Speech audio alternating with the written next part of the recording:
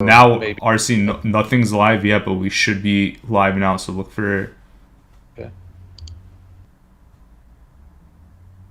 You guys should see NFL 2024 draft, first round live reactions. I've got nothing. It's showing a 1:40 video. That's an old live video.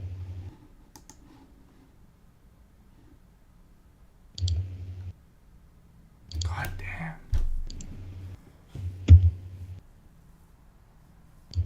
Okay.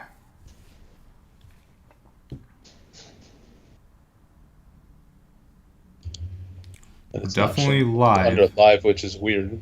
Hold on. Hold up.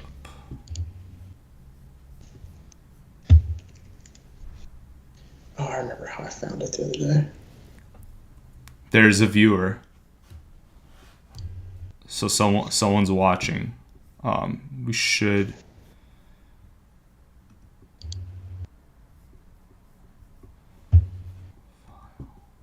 The only thing I see is a it's still not showing up here. 1:40 video of the first attempt to go live. I see some. It popped up on my feed right away. Oh, here we go. 40 Okay. Video of There we go. Yeah. the first. All right. Well, go ahead and get us started. I'm trying to find us. Okay. Mute it here. Ross, and you see it Okay, live, right? I'm there. Yeah, I see it. Oh wait, Okay. no, this is the 140 one. Yeah. I'm good. I'm in the live one. We're live. Don't see Okay. anybody in the chat yet, but that's because still we've been the coming 140. across one person watching, which is probably me.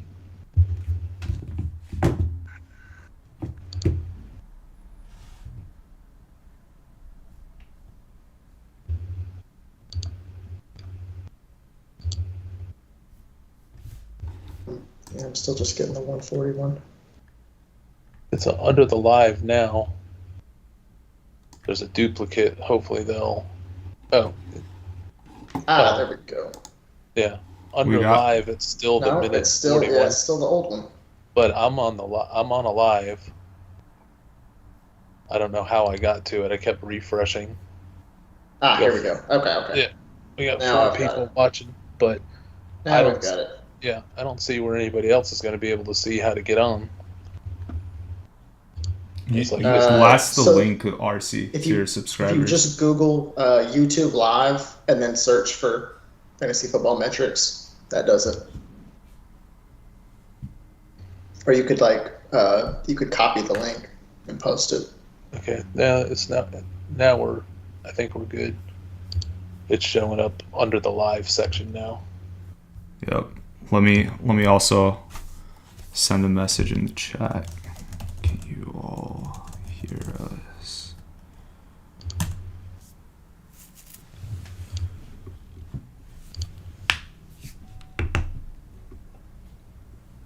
And I sent out a note that we were live. There's 4 people watching it, which 3 of them is us. Actually, I pulled up a 4th page. Just tested different ways to get to it. Yeah. Let me actually unlist the other Here they come. Here's fake attempt. the numbers are starting to come in. Yeah. I've got us muted. The volume seems good. So I think anybody jumping onto the page is going to be able to find it now. Perfect. Man, 10 minutes away. Ross, you got a lot of background noise. It's my chair. It squeaks really bad. I may have to. Yeah, Stay hold on. still. Let me go or get a. But I can't mute- sit still. Let me get another But one. mute yourself. Mute Yeah. the mic.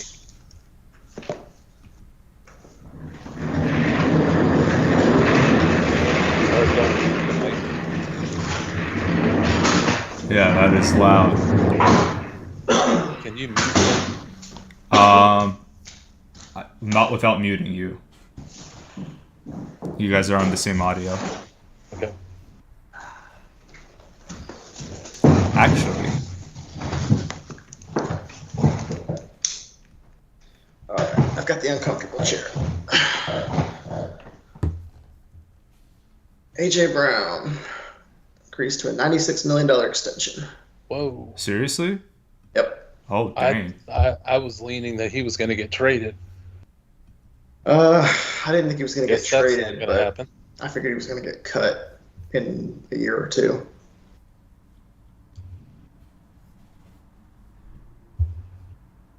Should I move my camera up just a little bit more? No, I screwed Diggs something up. of next year. Ross, when you move, if you're going to move, mute your mic. It is picking up everything you do. Gosh. Yeah.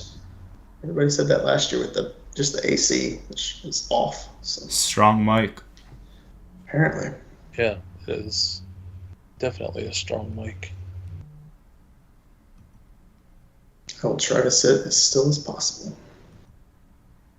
So we got this will officially start at 8, but then they'll go through a whole hype video and random other things.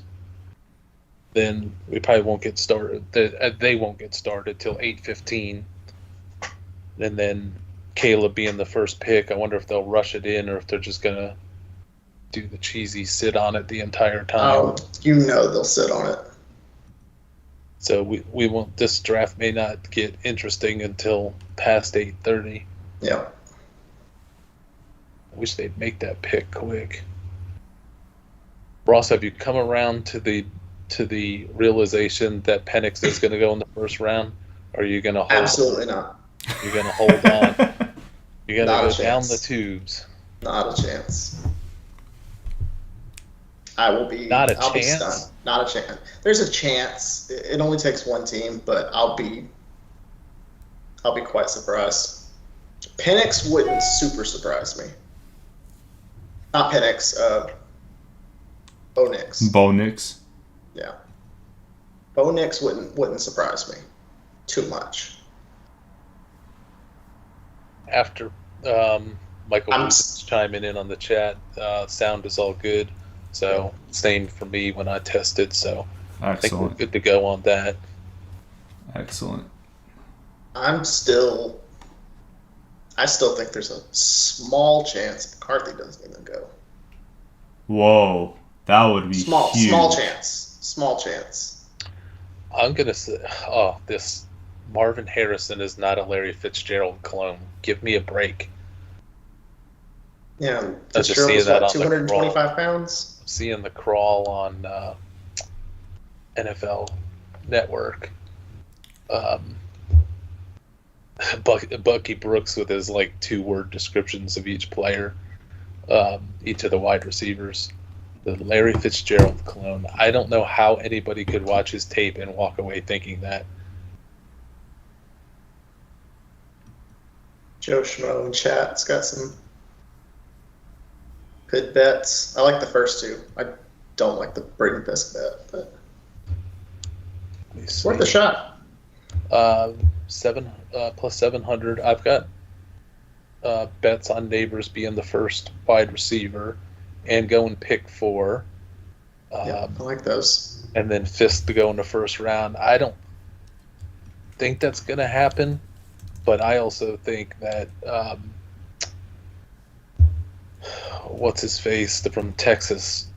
All this Byron he's Murphy. going to go Byron Murphy. All this he's going to go in the top 10. I wouldn't be surprised if he slid past 20. He'll go in the top 12. Dang. I don't think that's going to happen. I'll guarantee it. I'll guarantee it. Top 12. All right, mark that down. All right, side bet. As a guarantee. It's a guarantee. It's not even a bet. He just guaranteed it. I'm just guaranteeing it.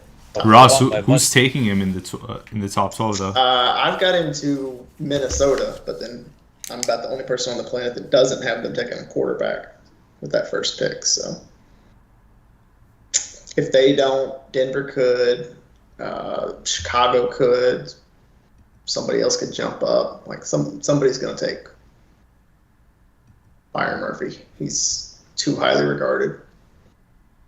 As far as they're concerned, he's the only defender with no questions. I think he's got a bunch of questions. I do too. But I think he's fine. I also know he very well could capture the all the scouts and coaches' imagination because they love defensive tackles. But we were talking about with Chris, in the past couple of years, defensive tackles haven't gone that highly, with the exception of Jalen Carter. The rush, the lust for defensive tackles seems to It just depends on how good they are. And it's not. Deron Payne went 13th. And it's not like was special in college. His whole thing is coming from the combine. I mean, he was fine. He was okay in college. He wasn't great. He wasn't bad. But when I was watching, who was the offensive lineman I was watching? Just watching a little bit more on. So was somebody facing Texas? And no, it was the center from West Virginia. Frazier. I was watching his tape a couple days ago, and it's like he's eating up Byron Murphy alive. And I know Frazier's good, but it's like every time I watch Byron Murphy, it's a lot of sound and fury signifying nothing. So I mean, he's quick, but he doesn't do anything.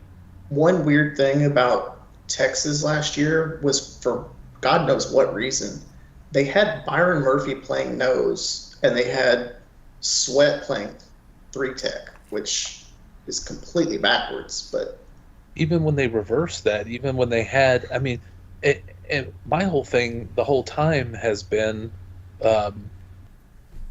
you've got Sweat right on the same line. Yeah, why should not killed? Yeah, because he should be getting one-on-ones. It was like having Jordan Davis for Jalen Carter. Brody Johnson, any bets we feel good about other than Nabers over MHJ? I'm going to answer that. I'm going to give you all of my bets because I listed them out. But do I feel good about any of them? No, I don't feel good. I never feel good about any NFL draft bets. I only like my biggest. If I can walk out of this without losing my butt on today's betting, I'll be happy. I bet a lot of it just for fun. I don't feel like I have any in my mind. I've got big bets on over-under win totals for teams. I've got big bets on players' performances, the early lines that have come out for rushing touchdowns, rushing yard for Derrick Henry. But the whole complement of options have not been posted. They won't probably for another couple, maybe a week or so. But win total, team, over and under. I feel like I have control. I feel like I know something, even if I'm delusional. But when it comes to the draft, I feel like I'm just throwing some serious darts. So, with that being said, outside of Nabers over Marvin Harrison, which is probably not going to come in, as hard as I'm going to be rooting for it, as much money win upside as I have on the line if it happens, I also bet, and when I go through these bets, Ross can react. He's going to hate probably every one of them. Probably most of them. When you hate them, you can give a possibility of it could happen or there's no chance from your opinion. I bet on Brian Thomas under 19.5, being picked Possible. under 19.5. Possible. I don't like it though. If that shoulder news, which is really problematic, it's not real. It's problematic in that it's an unnecessary piece of information that I wonder is going to scare some teams. But I don't think if Nabers and him have similar issues, I don't think it's going to stop them from drafting Nabers highly. So I don't think it's going to stop them from drafting Thomas. Nabers is elite. Thomas is not. What's exactly the shoulder I issue with him? What was the exact news? It's I a don't minor remember. shoulder It was injury minor. that They may said, need surgery in the offseason. Yeah, that. Which is really nothing. Or it's not nothing, but it It can could be a tiebreaker. Yeah, it could affect him from getting in the top 20 picks. I had a tip from somebody that I wasn't sure I was going to play, and then I saw what really convinced me was listening to Bruce Feldman talk on the Rich Eisen show.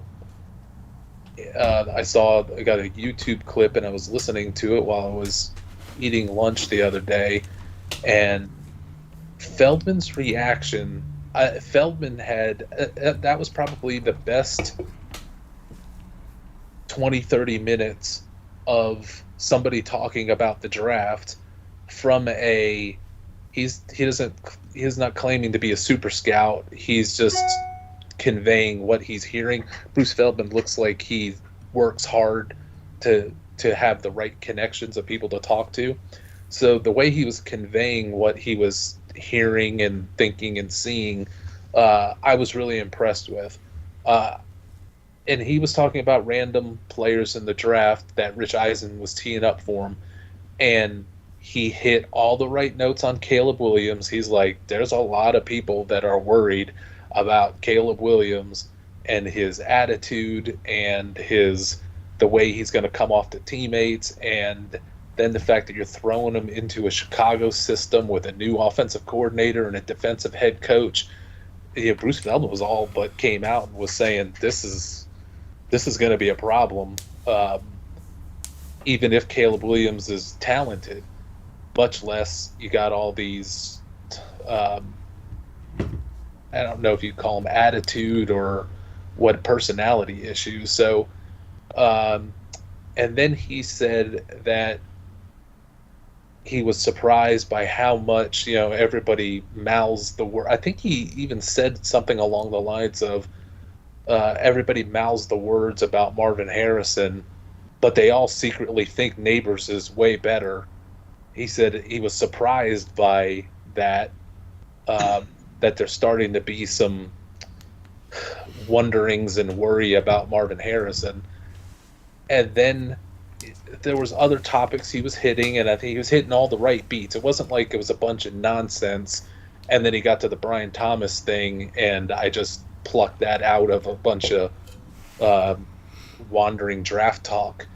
He was really on point with a lot of his takes, and then when somehow it came up to Brian Thomas, and his eyes kind of lit up, and he's like, man, he says, when it was brought up, I think the first thing he shot out with, he's like, he's going in the top 20, no doubt.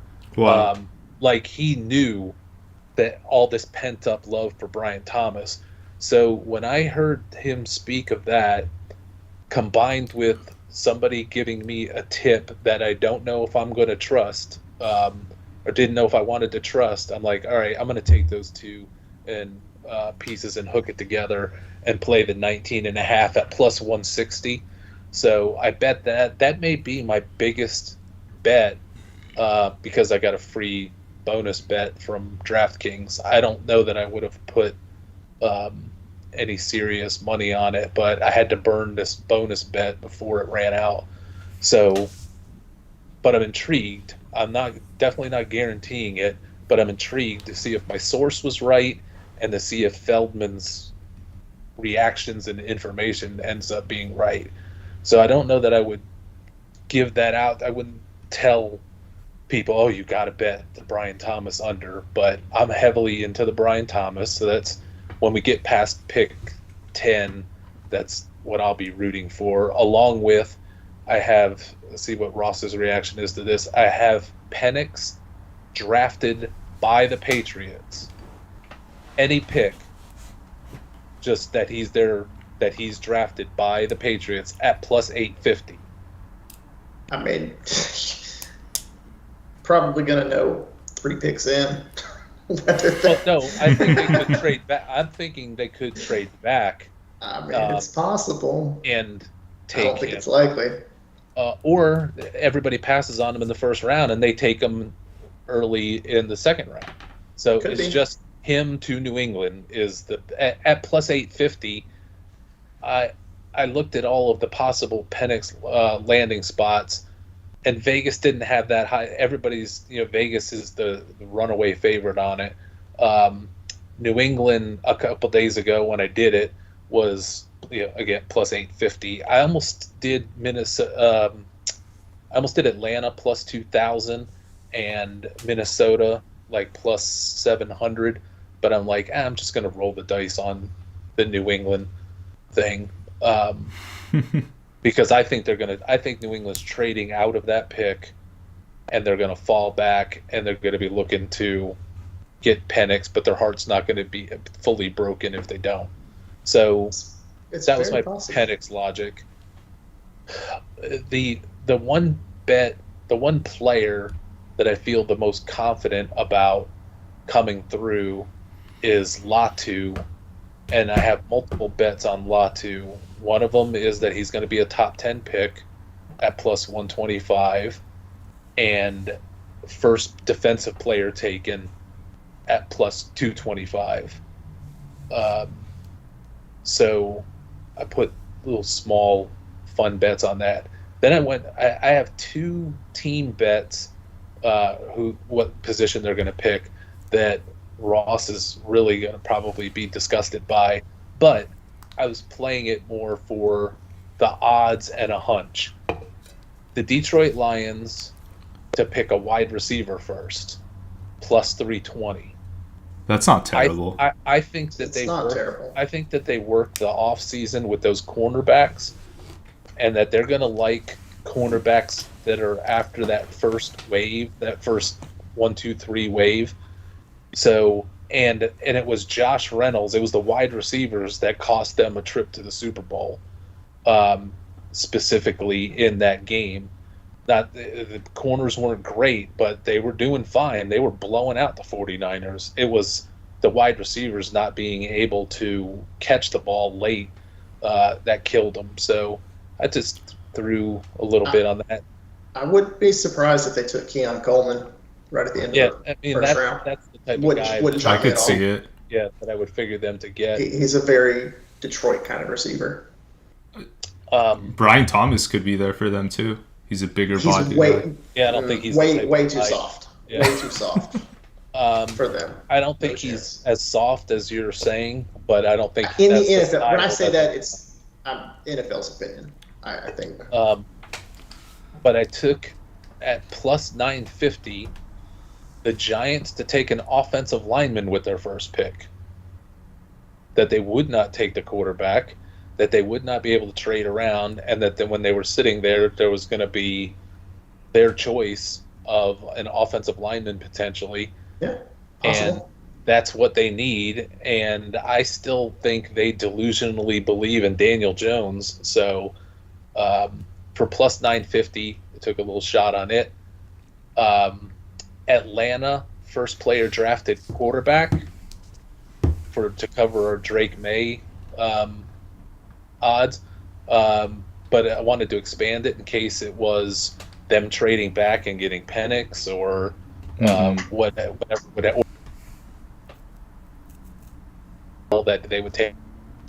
But plus 3,000 I thought was worth a little couple of bucks thrown on it.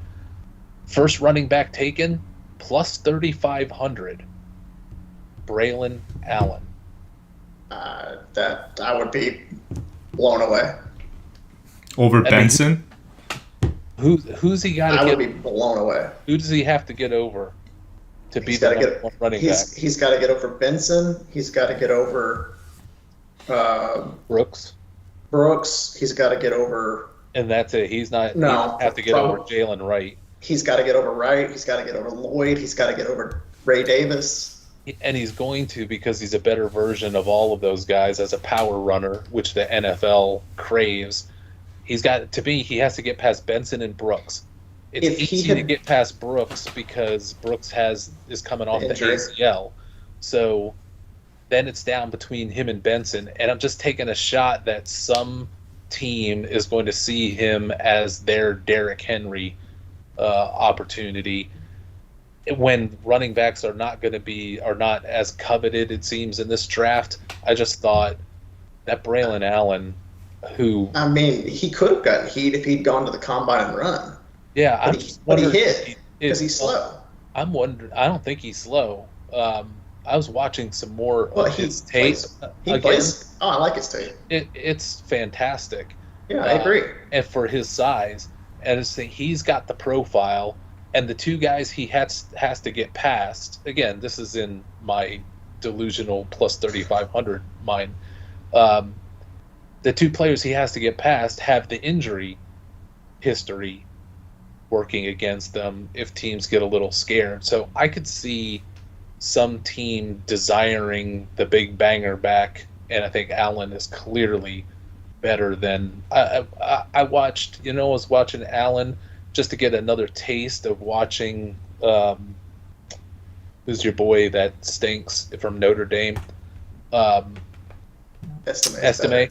He's as long as he's got a wide open hole, that dude is a truck going through the hole. He's hard to take down. He does need the right system. I agree.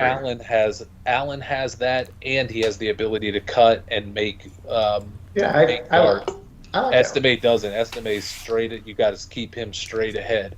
So, with all of that said, for plus 3,500, I was thinking, I'm going to take a shot that teams are just laying back with him not going to the combine and all of that.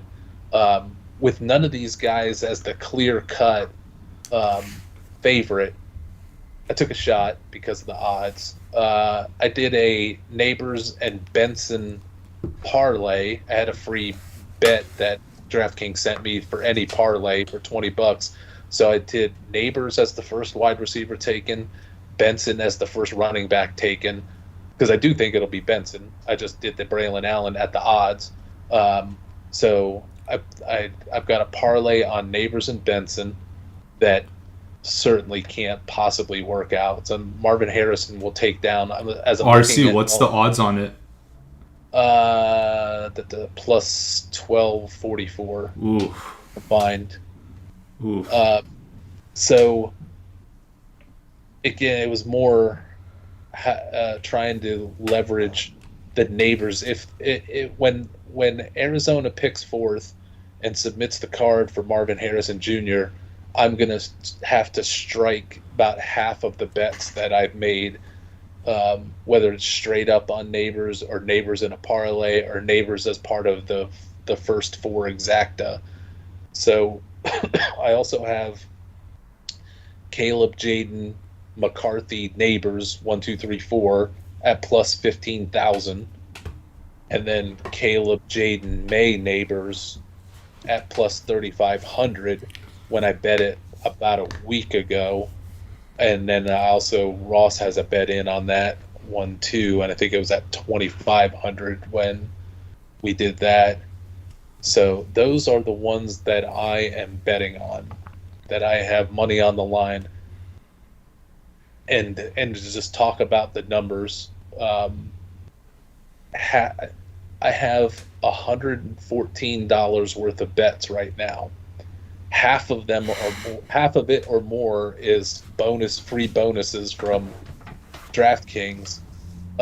If I won them all, which is impossible because some of them are going to cancel each other out, but if I won them all, I got $1,300 on the line for my $114 investment. So I don't like playing the draft for anything more than fun. And when we get all of these players drafted and be able to digest what these teams have done, then I'm going to be going out on the prowl to bet over and under win totals and player individual totals. So the draft for me is just bets for fun. RC, somebody in the chat, Penix much greater than JJ McCarthy. What do you guys think? as a bet or as a just as a prospect player? Obviously, I actually am going to disagree. Obviously, Penix is much better than McCarthy. The McCarthy thing is a total fraud. Penix is the Caleb Williams everybody is looking for, the player that still needs a little bit of work. But if there's anybody that's Patrick Mahomes in this draft, Mahomes-like gunslinger, it's Penix. It's not Caleb Williams. I think Caleb Williams might get exposed in the pocket so fast, it's going to make people's heads spin, and there's going to be big problems in Chicago if that's true. Look at that. Is that Michael Thomas? Did Michael Thomas just get drafted first? Is that why they're showing him? That would be sweet. That would cash that bet. And Joe Schmo saying he's not a fan of Caleb's vibe. I think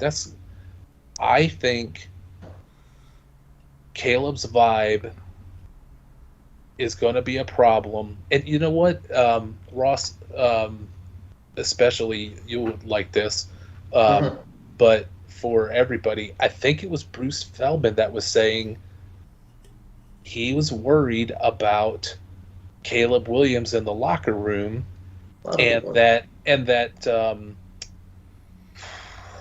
he said they need a veteran in there because they have only got, I forget, Brett Rippon and Tyson Bagent, and then I think he stopped and he's like, and Tyson Bagent I don't think he's to be messed with. I predicted on the Podfather podcast, Bagent and Caleb Williams might throw down before this training camp is over.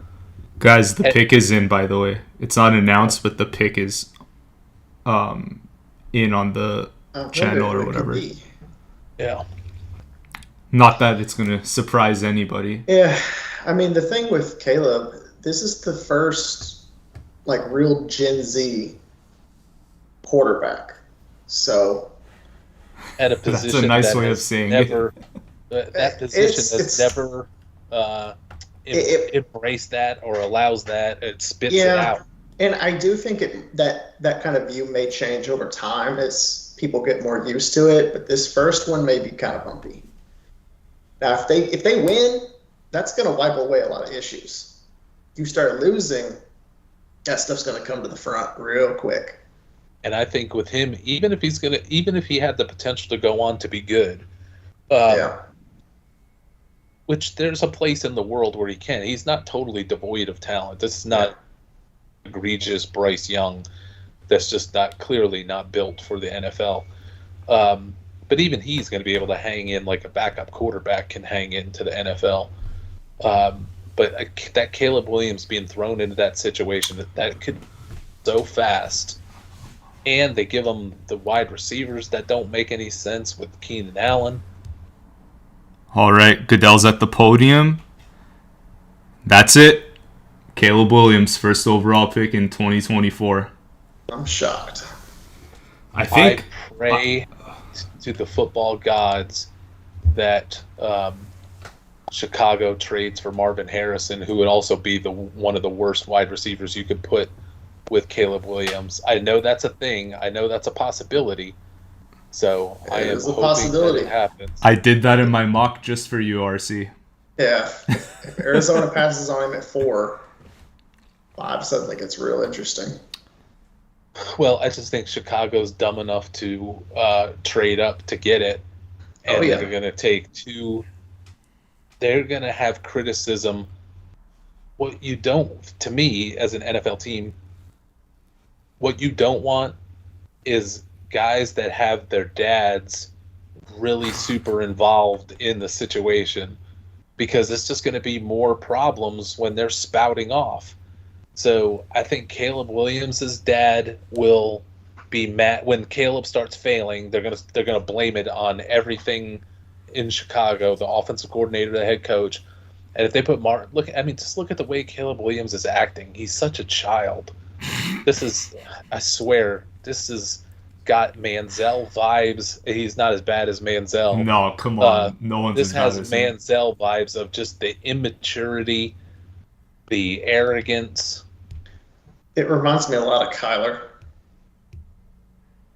That's who he reminds me immature of. and arrogant. That's not terrible. I That's think not he's a a little bad more comp. pretentious than Kyler was, though.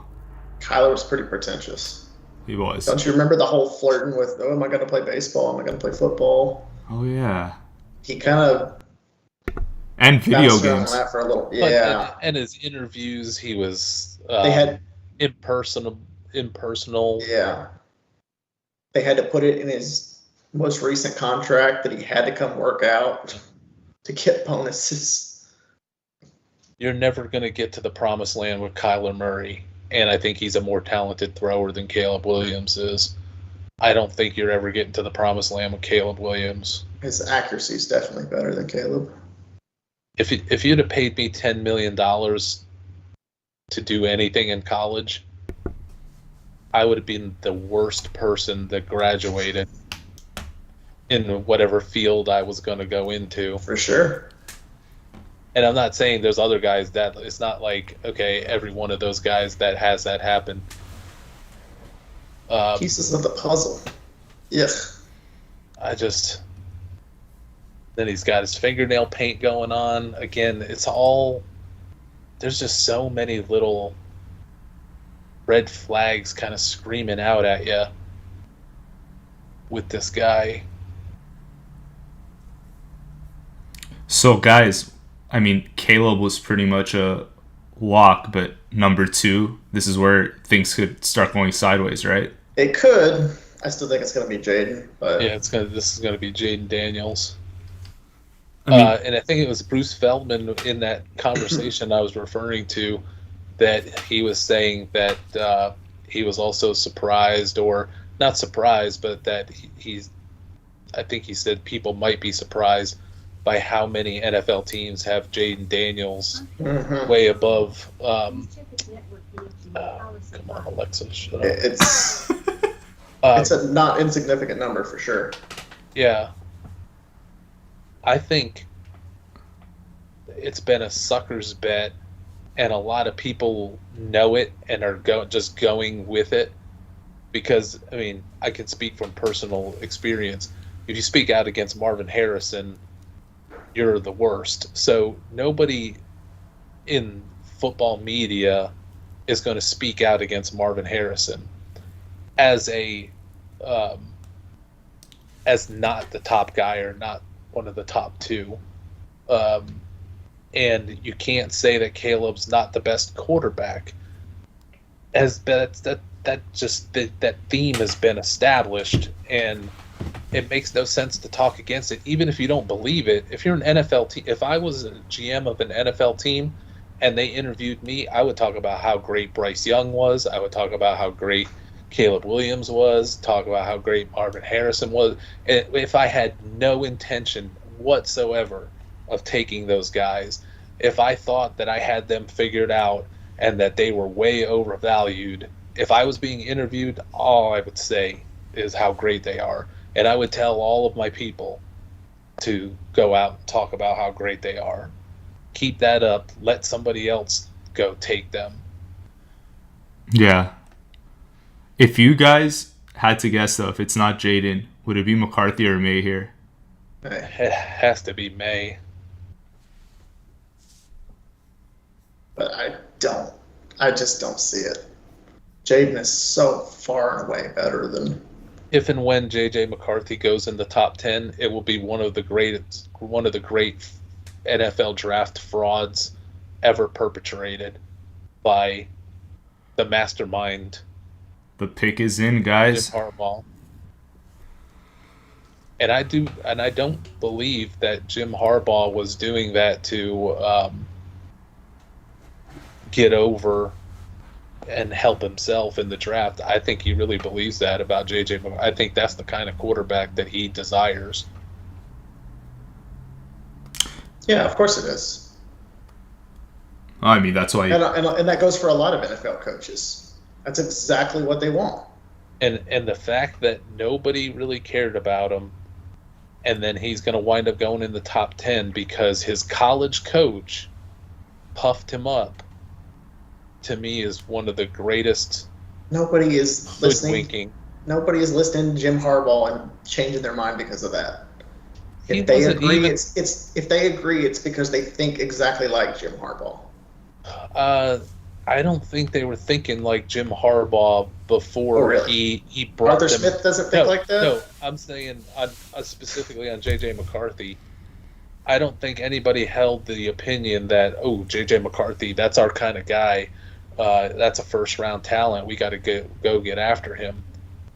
Until the Harbaugh thing happened, then everybody was That was just the media in love catching with. on. Yeah, then everybody was in love with McCarthy. All right, That was- Goodell's getting that was on the stage. But Harbaugh's also the one that said that Colin Kaepernick was his highest-rated player in that draft. Yeah, that's another one I took heat for. Jaden Daniels. All right, first 2 picks as expected.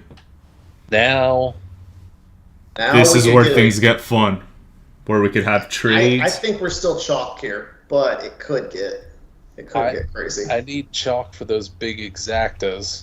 Yeah, exactly. and for the listeners, the chalk here is Drake May. Yeah, but I did do one with McCarthy third, just in case. But everything's hinging on Nabers at 4. RC, going back to November, do you remember when I first brought up Jaden Daniels to you? Yep. When I went and looked at those quarterbacks, and it's like, I hadn't watched. oh, wait a minute. Yeah. I Wait a hadn't minute. watched any of his tape at that point because he was not in. He wasn't in the discussion. The Debbie series the year before, so I hadn't really seen his work. So I had no idea who he was. I just saw the LSU quarterbacks putting up, great numbers, and so okay, well, let's go take a look and see if it's for real or not. And, oh man, it's real.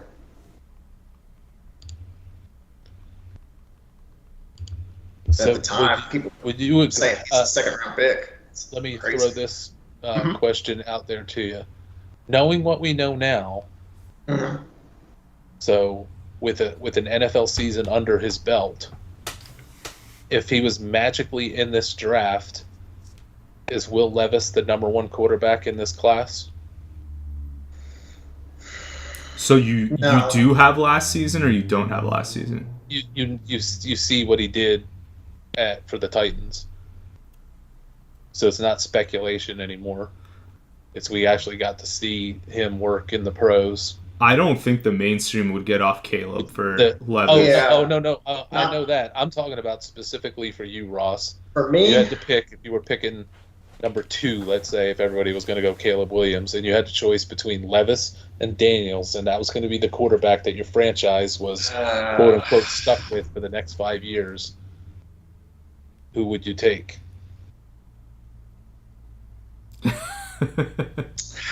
man, there's positives and negatives to both of them. And you have to keep him, Ross. You can't trade him. This is going to be your guy. Yeah, it kind of Your depends. career is linked to him. It kind of depends on the team I had. The thing with Levis, if he doesn't get better blocking, it's not going to matter. Well, that's But Jaden Daniels doesn't have an offensive line right now, like at all. So He may need it less than Levis, though. man, Jaden was awfully good.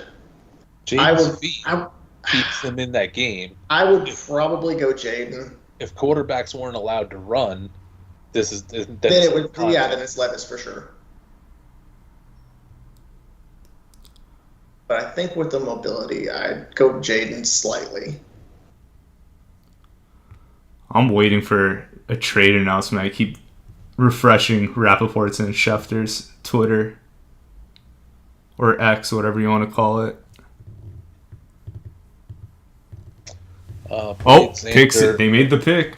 Yeah. All right. This is going to be fun. This has to be May then, if they're Yeah. picking that fast. Unless they... I think there's a chance they veer off and take Marvin Harrison. That would be a shocker, but RC, I'm sure you would love that. I would love it because it would tank him. It would strike my whole draft betting would just be like the national debt clock in decline. I mean, Vegas would come up really fat in that. Dude, a lot of people would bust. Boyd Zander is considering switching from the Bears, rooting for the Bears, to the Packers. Based on I guess Caleb Williams pick. Yeah. I mean, Packers are on the upswing, but I do think they overperformed a little. I would pick the Lions. If I was going to stay in that division, I would go with the Lions. Yeah. I don't think the Lions are getting enough love. Even after what they did. I think it's close. I think the Packers are a lot closer than some people are giving them credit for. But I want to see what happens in this draft. Here's a good question, RC. Is it fair to say that Jaden had the best weapons than the other QBs in the draft, where he has two receivers that are potentially, I mean, they're probably both going in the first round? Oh, yeah. For sure. There's nobody that can touch that because Nabers on his own. If you could put Nabers with anybody else, he would have had the two best receivers to throw to. And people are making that argument about Stroud last year too, where he had Harrison, Ibuka, and he also had that tackle that went up pretty high in the draft. Yeah, and when you're completely off the charts the way Stroud and Daniels were, it doesn't matter. Now, if you were putting up numbers like May put up with those guys, then you've got a problem. I don't think Drake May now. Drake. Now, we just need Nabers here. We need Nabers. And this night is paid for. Oh, man. Come on. All right. First three picks nailed. No trade. I don't think that Jaden Daniels is that great of a passer. I don't think he's bad, but he's definitely not he's with better the than upper Lamar. tier guys. But when you combine his running ability, that's going to freeze NFL defenses and allow him much more time to do what he's got to do. It's like with Cam Newton. Cam Newton was an awful pocket passing quarterback, but the threat of his legs, everybody laid off of him, worried he was going to run, and he just had all day to throw, and that's an advantage. That's where you could make the argument that Jaden Daniels might be a better NFL quarterback than Will Levis overall, especially what Ross was alluding to was depends on my team. Like if I had a bad offensive line, I'd want Jaden Daniels. He would neutralize that in a second. Yeah, you don't want somebody sitting back there that's just gonna. For Patriots fans, guys, target. Do you guys think Drake May is a better prospect coming out compared to Mac Jones? Ooh. I mean, May has the ceiling, right? Everyone talks about that, but just overall prospect. The floor is scary, and this team is is worse than it was when Mac took over. That's fair.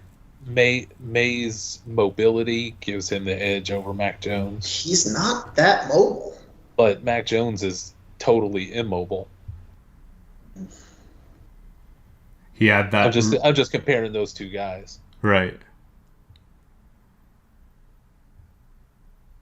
But this now number 4, like first 3 picks, I think, chalk, right? This is where this things is chalk so far. Yeah. A lot of people think this is a trade, and then the people that don't think it's a trade think it's Harrison. I don't want it to be a trade because I think if people trade, they're coming to get Harrison. Yeah. Or a quarterback. Yeah.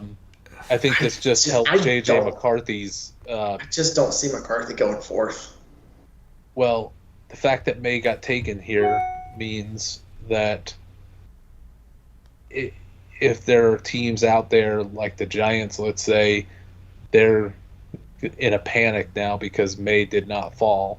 Yeah, but you still have to have the grade on McCarthy. If he's not an upgrade on whatever you've got. Guys, by the way, Schefter just dropped just because he's a quarterback. Schefter just dropped a tweet. Cardinals are not expected to trade pick 4, so they're expected to stay put. That was 1 minute ago, so they're going to make the pick. in all likelihood. I have some level of not confidence. Nabers. I have some level of faith that they would take Nabers. If somebody was trading in, it would either be for Harrison or J.J. McCarthy, Yep. and it would blow up my whole exacta. I think if my life was on the line, if you were going to give me $1 million if I got it right, I would say this is going to be Harrison. But I think we've got a fighting shot that this is going to be Nabers if Arizona stays here. I think it's 50-50. If not 60-40 for Nabers.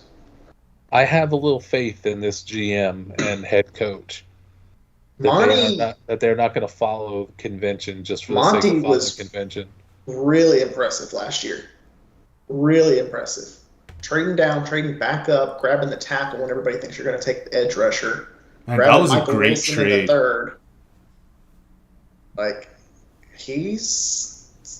I kind of like what he's doing. Pick is in. Arizona's- Come on. I will Come on, Nabers.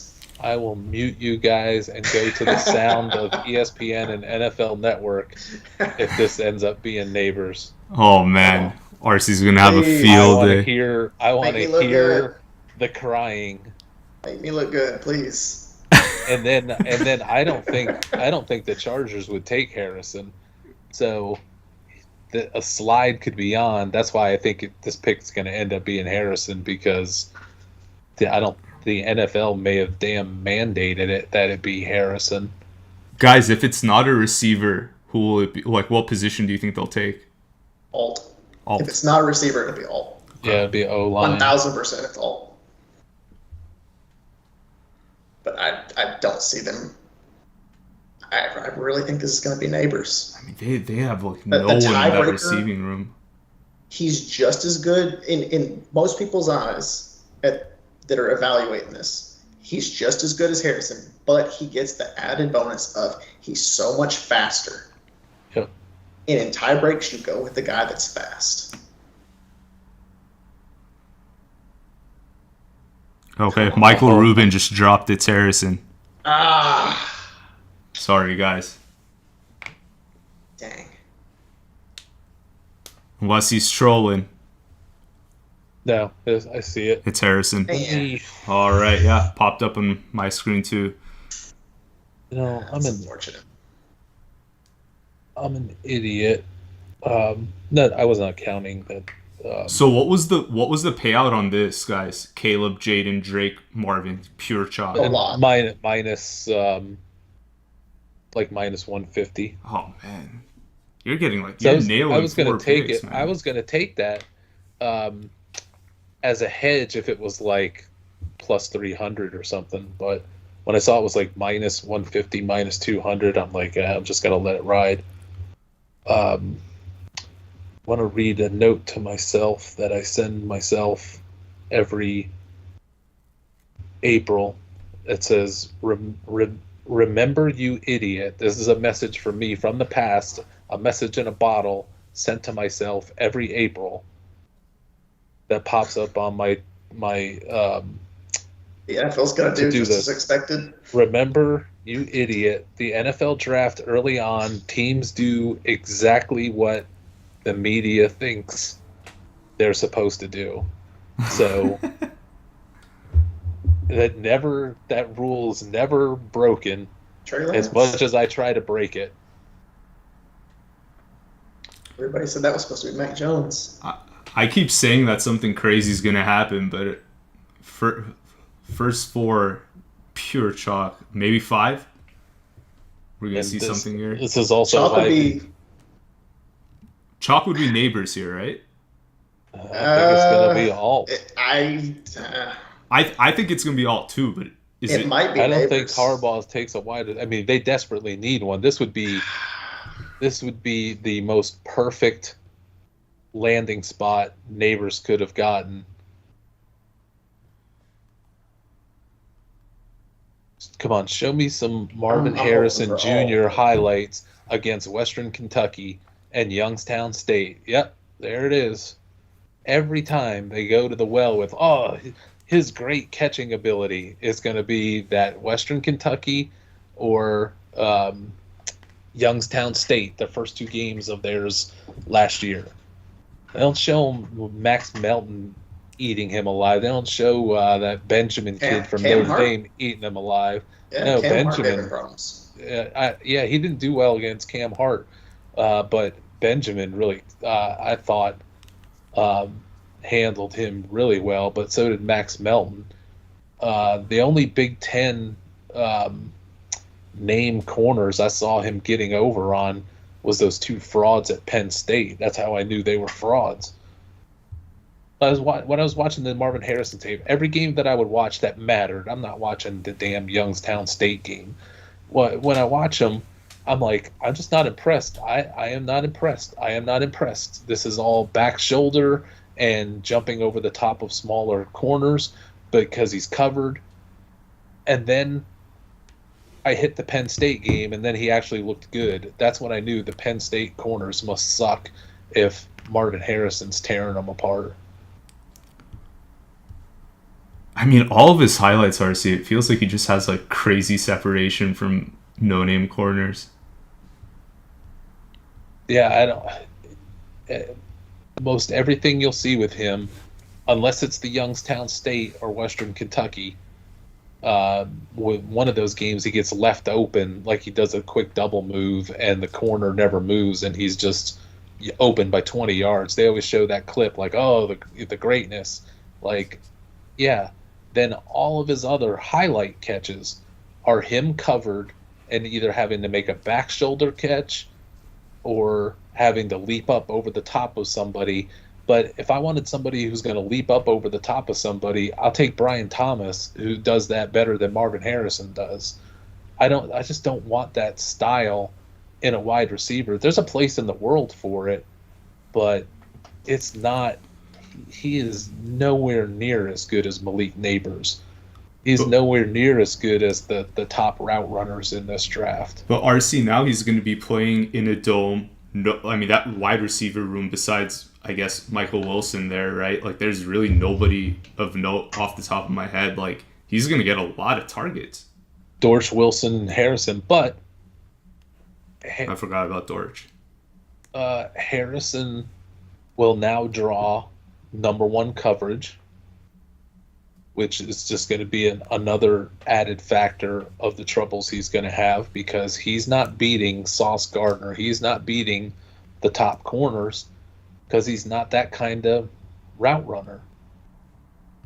He's got to do a lot of meticulous back shoulder work, and he has to have passes thrown up to him, up for grabs, for him to try to make a cool contested catch. But I don't think he's that. I don't think he works well in contact with that stuff. I think he's a lot of Devontae Parker could be what that's too much. Parker was very much a go down the sidelines. I'm gonna try and catch a fade, and that's all I do. Yeah, kind of like Harrison. Harrison worked the middle better than that. I kind of see a little like CeeDee Lamb. You know, it's not always. He doesn't always look the best doing it. He tends to get the job done. He will get the job done. He's not awful. No, he's definitely not awful. I'm talking about in the context of you have all of these top options, including Nabers. I don't think he even belongs in a discussion with Nabers. I don't either. To me, Nabers is the best player in this draft.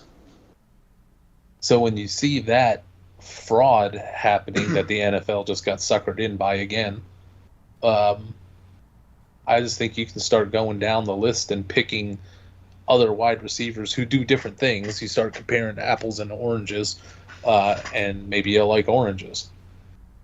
Steve. Like Harrison would be great working with Aaron Rodgers to do some back shoulder work.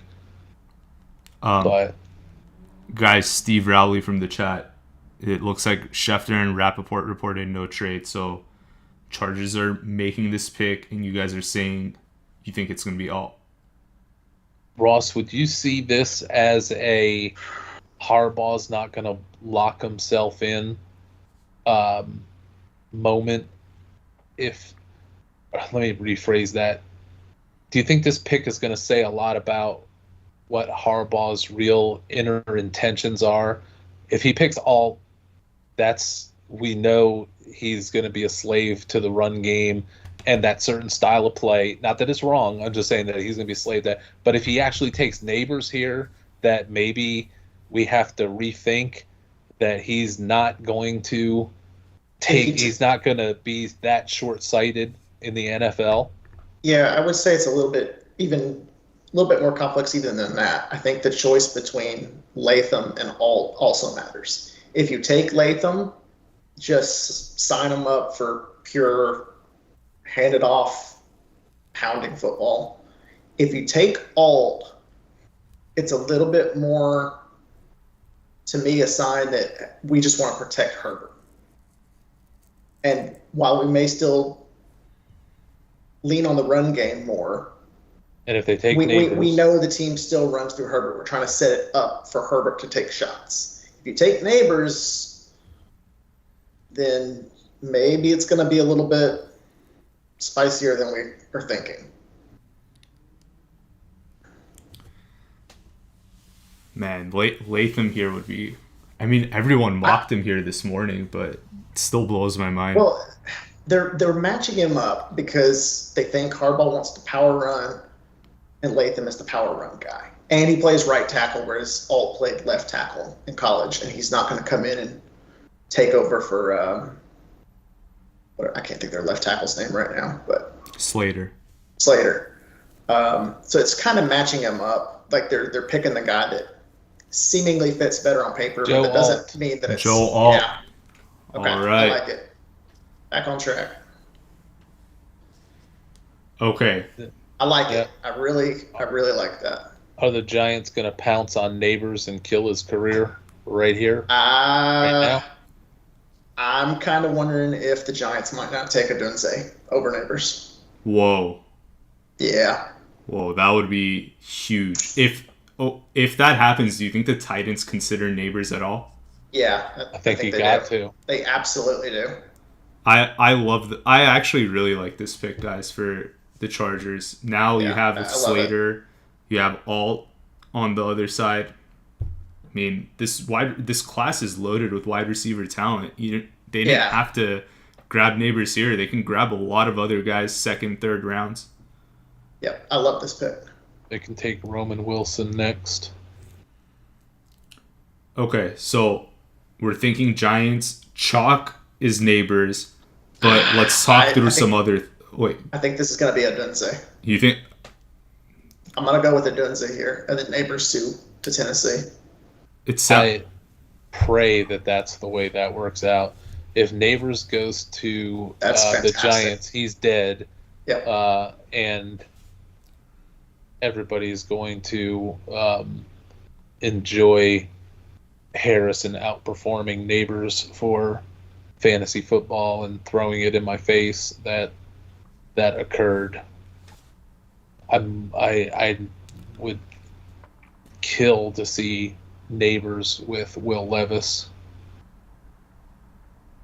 Yeah, don't be so sure that Roman Wilson ends up going to the Chargers. They might be looking for a bigger bodied blocking type, something like a Brendan Rice. And remember Harbaugh, when he was with San Francisco, he passed up on one of his guys, Richard Sherman, so it's not like he's super loyal to the people he coaches. Not saying, I mean, that's one example, but it doesn't necessarily mean he's going to take the guys he coached in college.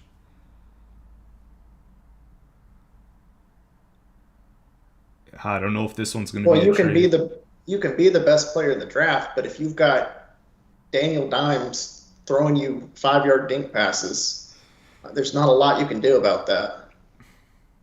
Yeah. I mean, how often have we seen great wide receivers completely killed by terrible quarterback play? It happens. Picks in. They made it. Okay, so it's not traded. So Ross says Udunze, RC, you're saying Nabers, I'm saying Nabers. I'm saying Nabers by default, but nothing would shock me here. From J.J. McCarthy to an offensive lineman, I have no idea what the Giants are doing. In general, Would they stun you guys if they went JJ right here? Nothing would stun me with the Giants right now. It wouldn't super surprise me, but I feel pretty confident about this being Odunze.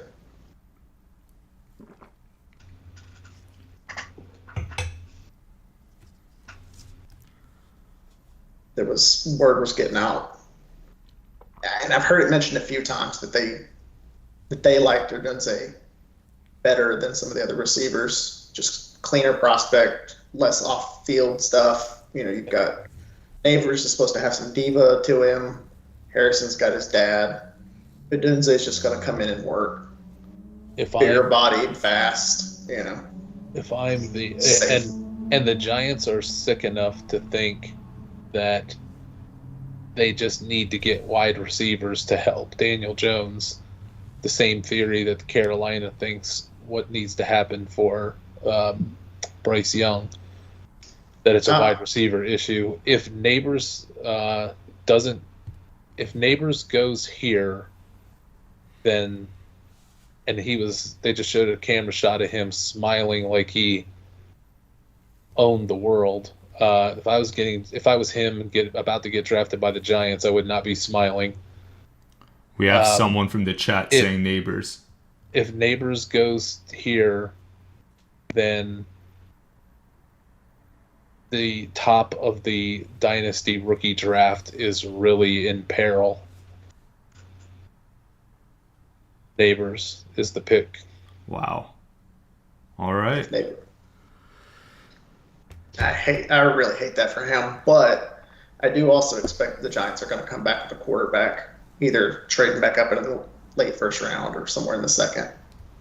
I don't see how they don't come out of this with somebody. So, what if they come back with Penix in the second round? All of a sudden, you like Nabers a little bit more. Yeah, that would offer some hope for the future, but I wouldn't like it for this year because they're going to do dimes. But that would be the hope. This is what's his face's Dayball's last year, so Nabers will have to put up with nonsense for a year, and then new coaching staff, new everything will come in. So I'm sure when I think about it, when we see how all the chessboard works out today and tomorrow, my advice on if you're really into Malik Nabers would be you pass him up in a dynasty rookie draft because he's going to go top 3 non-super flex. You pass up on him. You trade that pick. You don't reach for somebody else. If you're having to make the pick, if you get stuck with Nabers, quote unquote, that's not the worst thing that ever happened. You're just not going to get a lot of help from him this year. Man, is he good? They're showing his highlights. They're so much better than Marvin Harrison. It's unbelievable. To me, he's the best college wide receiver I've ever scouted. You can see that instantly. Instantly, you can see it. How good he is. Yeah.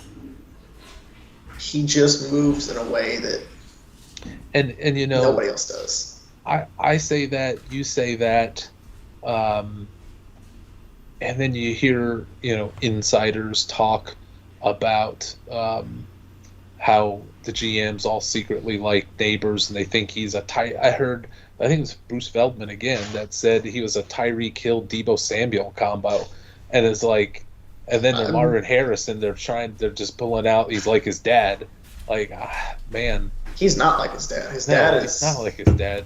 And it was a different era as well. I'm trying to think of who's closest to his dad in this draft. I mean, if you could take the top 10 wide receivers in this draft and drop them in the draft, just take them as they physically are now, and talent-wise, experience-wise, everything else, but just drop them into the NFL draft 20-plus years ago, they'd all be the best wide receiver in that draft. They're so much better than guys from the past. That's why being another Marvin Harrison alike, I don't know that that's a huge compliment. Because I don't know how good Marvin Harrison Sr. would be in 2024. Not saying he'd be bad, and I'm not saying that Marvin Harrison is bad. They're just not Malik Nabers. But again, Marvin had arguably the greatest quarterback of that era playing with him. Like was Harrison a great quarter or a great receiver? Yeah. He had a lot of help too. It takes both. Yeah, the difference of his career was definitely, especially at a time when there was Peyton Manning and there was like 3 other quarterbacks, and then the rest of the league was total garbage. Titans sent the pick in, guys. We're not talking about Latham. We're not talking about Julian Edelman as a Hall of Famer if he doesn't wind up with Brady. Oof. Just makes those routes look so easy. Nuck V, Eagles fan here. Who's the top corner in the draft according to y'all? RC will say Terrion Arnold. Yep. I kind of like Quinton Mitchell, but it's close. I'm not against Mitchell being that. I think it's those 2 guys and then a big drop off. I see. I like Nate Wiggins more than you do. Oh, I hate Nate Wiggins. He's gonna bust. Maybe.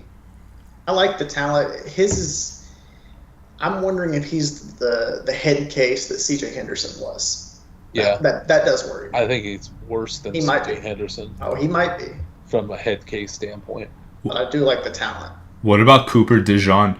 Is he mainly going to be a safety in the league? Yeah, I hate that for him. I think he could play outside corner in certain schemes. You don't want to have him in like a man-to-man scheme, but if you put him in a cover 3, a zone heavy, I think he'd be just fine. If you're looking for if we're talking first round high draft pick cornerback talents, it's either Arnold or Mitchell. There's nobody else I would take in the first round from this cornerback class. I kind of like probably after those 2, I would actually have Max Melton. Yeah, Max Melton's fantastic. He kind of reminds me of Darius Slay. I love Melton, and then there's guys like Devonshire and all that that I like, but wouldn't take him in the top 15. Well, where's Melton going? I don't think I've seen his name in the first round. He could go late first, probably early mid-second. He's been projected late second, early third, but I think he goes a lot higher than that. I would be looking for him around 35, 40. Andrew, clear these quick chat questions that just came in because there's some interesting ones coming in. Yeah. Mark, who do you guys think my beloved Lions should take? Let me just say this before we say who they take. This is I'm highly, highly, highly interested in what the Lions pick here. Yeah. Because if they pick the right player, if they pick a player that we all go, damn, that was smart.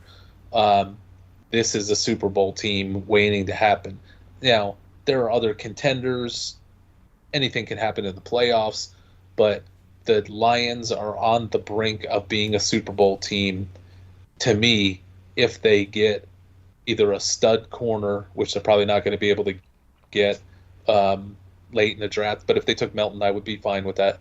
I was just going to say Melton would be my top choice. But if they get one of these ace wide receivers, if they don't get suckered in, and they won't get suckered into like a Tez Walker, as long as if they make a smart wide receiver or corner pick, you're going to see all of us potentially looking back as the Lions drafted their way past the Rams, past the 49ers.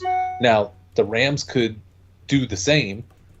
The 49ers could do the same. I just think the Lions are the ones that are on the brink of being the kings of the NFC if they nail it. Do something crazy like Jahmyr Gibbs. If they And don't see- have another Jahmyr Gibbs moment. The pick that I went with in my mock for them, not who I would take for them, but who I think they might, is Jackson Powers Johnson. And that's so up their alley. I could see that.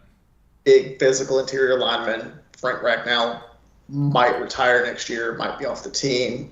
Both the guards are contracts coming up. And the Titans are about to pick. This has got to be an offensive lineman. We're losing sight of Will Levis here.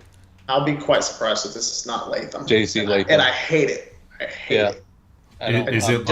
There it is, Latham. At least it's something, but this does not move the needle for me the way that I wanted. I needed all to fall here. Yeah, he's just so heavy-footed. Guys, our Falcons insider, Jeff, he's saying that the calls are coming in for someone to move up. Yeah. And this is what I was worried about with betting Latu to the top 10. Is who are they coming up to get, Ross? If it's the Rams, somebody Bowers. coming up for Odunze, somebody coming up for...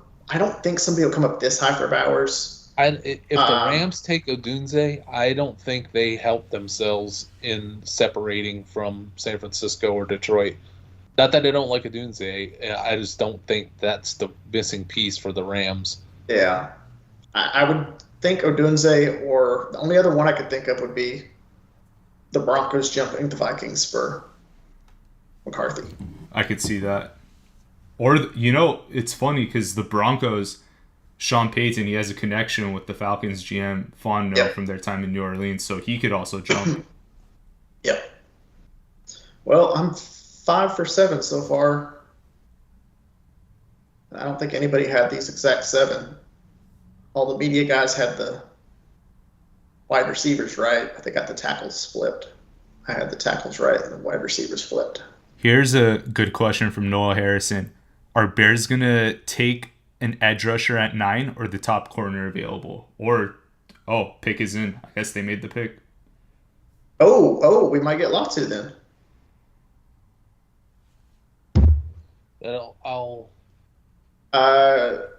Mark Faria praying for Kool-Aid. I would highly recommend against that. Yeah. Kool-Aid's got a lot of red flags. And I don't think he even goes first round. Yeah, there's way too many other corners ahead of him.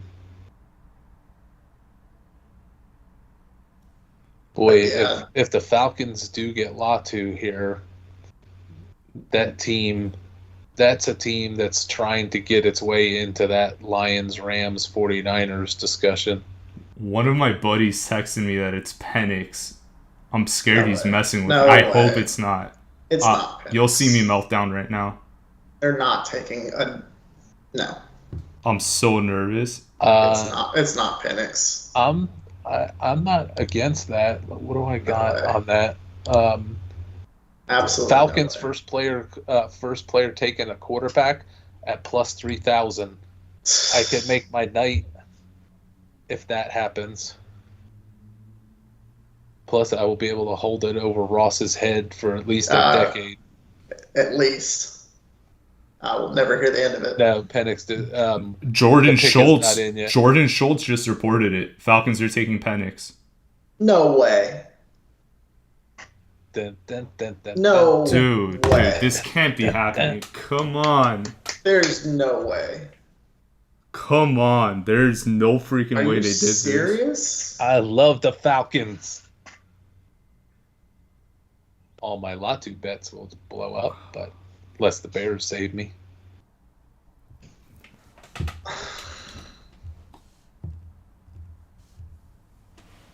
And you should. If I'm the Falcons GM, that's when you've got to when you can shore up the quarterback position for the now and for the future. You've got to do this. Everybody's keeping a straight face. They got Penix's household and all of his family there. They all look like somebody just told them, "Don't show your face, don't smile, don't do anything, just look down." Don't Don't give any reactions. I'm gonna be a Falcons fan with Andrew if they pick Penix. Is there confirmation on that? Because I'm not seeing anything. I just saw it from Schultz. But a lot of people are starting to run not with Rappaport, not Schefter. Can I live bet that, or is that off the board? Somebody needs to ask Ben what the heck happened. I hope Schultz is just full of it, or if that's a burner account that just got a lot of traction. Well, the pick's in. Oh, you can't even bet on that pick. There's no way. This is what you've got to do. Now. You've got to take, if you believe that a great quarterback is out there, agree. You've got to take him. Screw a pass rusher. As much as I love Latu, screw all that. Take what you think. If you think it's an elite quarterback. Yeah. I completely agree. Schefter just reported it. What? It's real. Oh my God. I'm flabbergasted. Penix Jr. Ross. Wow. Ross. You thought this day would never come. I didn't. There was so much about the injuries and the accuracy, some of the accuracy with the short game. I'm blown away. If you can get him to get through 2 years with letting Cousins. Wow. Unbelievable. Letting Cousins roll, but then if something happens to Cousins, obviously you've got Penix. This is what I dreamed of teams doing. Ben, what? He said they would take a quarterback. Crazy. He said, crazy, yeah, that's I had that. We're losing sight of the fact that not only was I right about Penix going to the first round, that was 3,000 to 1. Yeah, that's awesome for you. Good job, RC. Good job, man. All right, don't let me lose focus off of what I'm trying to do, and I'll tell you what I'm doing here in a second. Ah, crap. I hate those odds. I'm trying to bet the Falcons over 9.5 wins. I don't know that I want to really do it at minus 140, but I'm going to do it just because I'm so giddy right now. Wow. I'm going to put a little bit on it just for fun. And I only have a DraftKings account. I got to get my FanDuel. Probably has better odds on it. Yeah, my feed is always like 5 minutes behind. I don't know what the deal with it is, but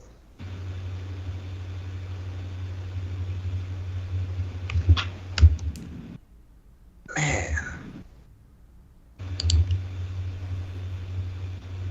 Well, nobody had that one. Was this a Ross guarantee item? Is that what you wrote down? Yeah, you got me. I didn't write it. I can't remember, but I would have. There was something you guarantee. I can't remember what it was. No, I would have guaranteed it. I think I said it to you in chat multiple times. Dead wrong. My DraftKings balance is a lot higher than it was a couple seconds ago.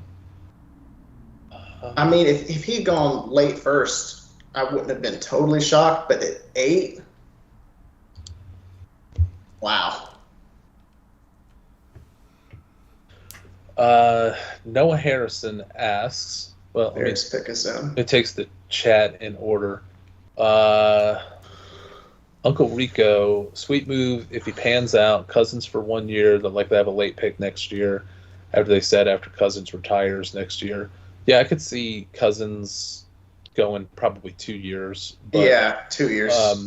1 year is certainly possible, depending if he gets another injury or whatever. Or they can always trade him if somebody gets. Yeah. Noah Harrison asks, so Penix is now in that 108 to 112 range of Superflex. Yeah, I think he's going to be at the back end because nobody's going to see him ever getting to the starting lineup, barring injury. Like if you have Kirk Cousins, you almost have to. If you have deep enough rosters, you're going to want Penix for a natural connection to the future. Wow. But he's not an instant starter. So this is another player like this was not good for Nabers. This was not good for Penix. Like if the Raiders would have taken Penix, then a debate would open up about how fast Penix is going to get to fantasy production. If the Patriots would have taken Penix, if the Giants would have taken Penix, it would be a whole different vibe. But the fact that Atlanta got him to sit on him, this does not help Penix's value. Nabers' value wasn't helped. Harrison, I still think, is way too overrated. Adunzie to Chicago. Yeah. Not super surprising. That does not help. Thought they might trade out, but I don't think this is the right receiver for Caleb Williams either. Not that it's bad. I just don't think it's good. Like Nabers would have been a better type of style. I kind of like it because he can just chunk it up and let better than Keenan Allen and let Odunze 50-50 it, and potentially better than DJ Moore stylistically. But I don't. Vikings traded up, guys. I don't know if we mentioned that. And then if the Vikings are going to wipe their own selves out by taking McCarthy, then I don't. I'm going to continue betting so much on the Lions. I'm hesitant on betting too much on the Lions over win total until I see them get a backup quarterback. Like this when it comes down to crunch time, the fact that the Rams have Garoppolo, the fact that the Falcons now have Penix, but the Lions have Hendon Hooker, that could be the difference. You don't want it to be when we looked at it for the our little tournament, everybody's healthy. Yeah, but it can. But if I'm betting an over, I will not bet an over unless you have a legitimate second quarterback. In this era, you got to have a legitimate second quarterback. So that's why I've done heavy on the Rams and light on anything else. But now just started a Falcons position because, like with the Jets, Aaron Rodgers goes down, you're done. If all you've got is Zach Wilson or Trevor Siemian. But now the Falcons have this great insurance chip. So that if I lose Cousins on my Falcons over bet, if I lose Cousins, I'm not going to even feel like I'm missing much if they turn to Penix. Oh, man. Well, I was asking for a surprise. I didn't see that one coming. What, Minnesota? Oh, no, I was talking about Penix. And the ripple effects of this for fantasy. Would you not agree the Drake London outlook looks a whole lot better now for the long term, for the dynasty? Because it's not like, well, man, as long as they've got Cousins, this is going to work. But what happens if there's no Cousin? They've already got their transition plan. You don't even have to guess it now. Yeah. So this helps London. This helps Pitts. This helps Darnell Mooney is the perfect receiver to go with Penix. Not that London wouldn't be the number one. I just say Mooney is going to be a fantastic 2 with Cousins, but really works with Penix. The thing that I like the most about this is if something did happen to Kirk, if something's off with his Achilles, at least there is a backup plan now. Yep. That's the smartest thing they could do if you think that Penix is arguably the best quarterback in this draft. Yeah. So, I mean, when the Vikings come firing in and take J.J. McCarthy, which is probably what the Penix pick just did to them, put a gun to their head, the Vikings are going to be set back for years when they go McCarthy. The Falcons are set for years taking Penix. And yeah, I love Latu, but you can have every pass rusher in the world. I'll take a quarterback, an offensive lineman, and a shutdown corner ahead of a pass rusher. GB in the chat says that Minnesota's taking a receiver. That would be freaking hilarious. That would be comedy. I wonder what they gave up to move up one spot. Do you guys think it was just like a fourth rounder? I just saw it was a fourth and a fifth, and they got back a sixth. All right, okay. First reaction to this question, don't think about it too long. Just let your mind play it. When thinking about this wide receiver class, whoever your 10 to 15 best are, if Jordan Addison was in this, last year's Jordan Addison, what we know of Jordan Addison, where would Jordan Addison be ranked roughly in this year's draft? And just to rephrase, knowing what we know last year. Yeah, I could say no, because he didn't do anything that shocking last year. He had a nice year, but it's not like you're watching Addison and going, "Oh, whoa, it's a game changer." I don't think he's a first rounder in this class. What do you guys think? I would take him over most of the receivers. So take him over. But I had him. He was my favorite last year. Then you don't count because you don't know what you're talking about. How about Jackson Smith and Jigba? Where would he be? Especially, and I'm asking that question is because think about it from how we overvalue rookies and how we start to undervalue the things from last year, like they're old, like we're a clothing store and it's last year. It's like, well, it's March. We better start bringing in the swimsuits and the summer stuff, and we're gonna put all the winter stuff on the rack and put it on sale. It's like we were loving it a couple months ago, but now we've just got to get rid of it. It's like Addison and Jackson Smith and Jigba. Somebody brought them up, and I'm like, they don't even register on my, like, who cares about them anymore? In the places that they're at now. I mean, Addison's gonna have McCarthy and Darnold throwing to him, which is a disaster. No, he's not. For fantasy. Not taking him. It's not McCarthy. It's a receiver. No, and it's not. I tried to tell you guys. No way. Where'd you have him in your mock? I had him 15th to Indianapolis, but I've been telling y'all for a month he was gonna go. The downfall of the Minnesota Vikings is in high gear. I would think that the Broncos take Nick or McCarthy here, but I think the Broncos should take Nick's if they're going to take a quarterback. All bets are off now. The Jets are just going to get Bowers handed to them on a silver platter.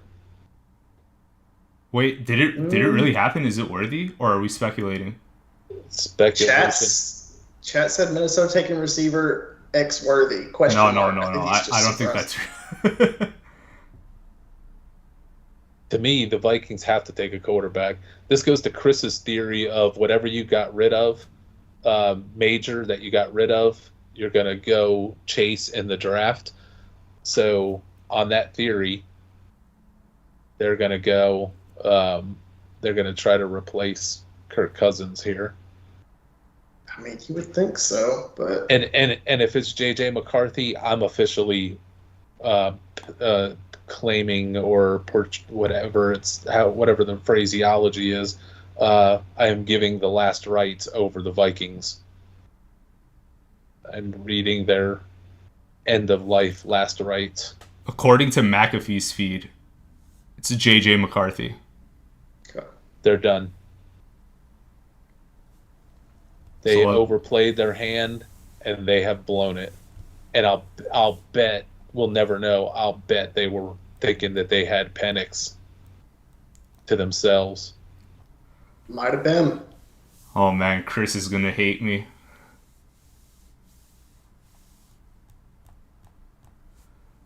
Minnesota, I don't know what they've been doing since that new GM took over. But Kawasi. when you add McCarthy to this, they're all in trouble. And I like Kevin O'Connell, but You guys really think that Penix was their pick? this is death. It makes you wonder. Like, why trade up, right? Well, maybe they were trying to just Because get... they're getting ahead of Denver. Yeah.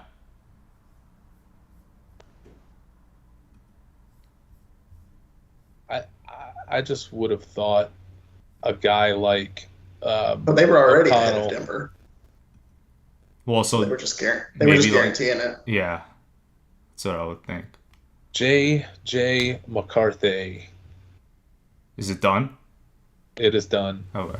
The 5 quarterbacks in the top 10. I could not love the Lions over win total anymore right now. And as much as I am a Packers skeptic, the Packers have the same line as the Lions? Yeah, I'm not surprised about that. 10.5. Oh, but it's juiced. It's plus 130. I don't know, man. McCarthy's not great, but that's as good a landing spot as you could possibly hope for. Oh yeah, it's as good a landing spot because you've got 2 Sam Darnolds, so they're dead. They're all dead. No, he's better than Sam Darnold. Oh, Sam Darnold is yeah. Sam Darnold is a turnover machine. Since Sam Darnold is the absolute worst, yes, you are correct. I don't think it gets any worse than Sam Darnold. So I mean, by virtue of that, McCarthy is an upgrade. Guys, good question from Greg Tillman. What does McCarthy do to Justin Jefferson? I was just gonna say this kills is a strong word. This does not help Justin Jefferson. No, and if I'm Justin Jefferson, I'm like, trade demand is in your email right now. I would actually and expect. GM.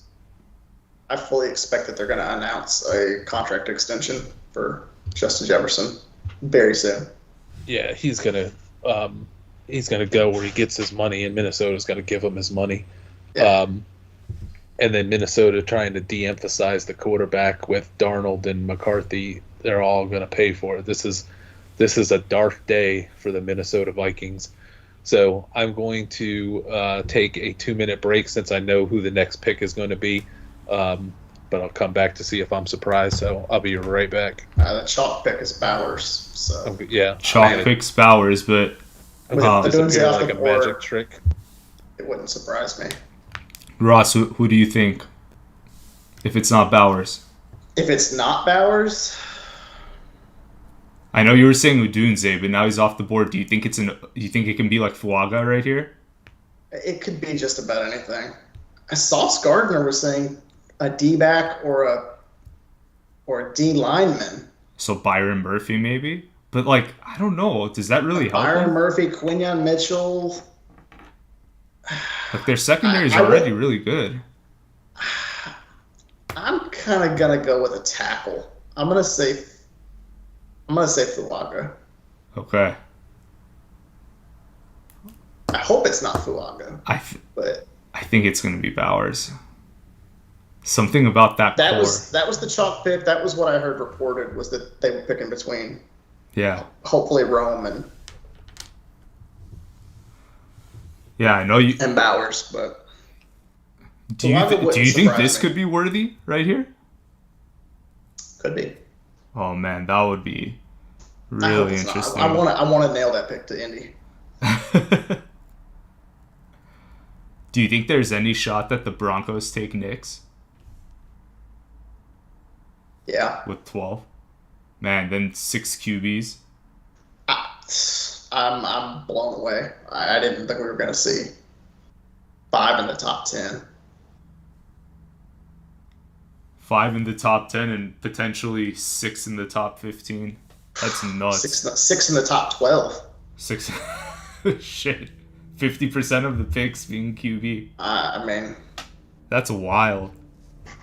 it really is. And especially with this being a pretty bad quarterback class, I mean, it's nothing like last year's class.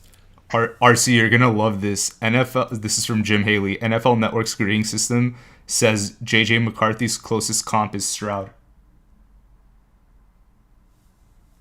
I can't even fashion a reaction to that. Yeah, no. Oh, the Jets do not take Brock Bowers. Who'd they get? They got a not so great offensive lineman. But at least they're trying to 2 years too late. Fashionu? Yep. Wow. I almost bet on really thought he was Fuaga gonna in go the quite a bit top later. 10. I cannot believe that Fuaga is still out there.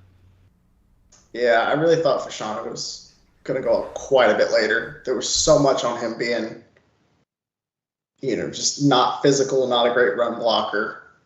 I was going to say if Wow. the Jets do get Bowers, which is a smart pick in this draft with the lack of tight ends available and with 1 million wide receivers available and still some good offensive linemen in the first couple rounds, that would just give the Jets another nudge towards me betting and thinking that they're going to win that division. But this pick of Fashanu doesn't move me any better on the Jets. But I like it because you were going into a season relying on Tyron Smith, who's been injured. Oh yeah, I mean I like half of the that last they're getting 4 an years. offensive lineman.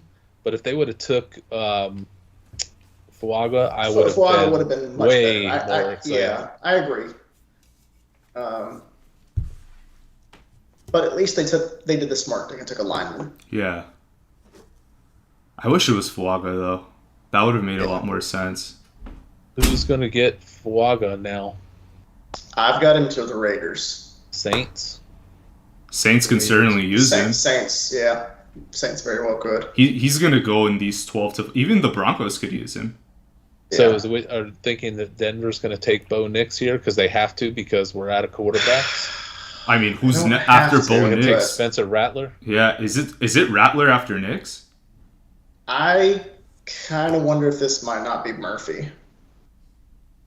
Oh, that would be wild. Their run defense was so god awful last year. So was their O-line though.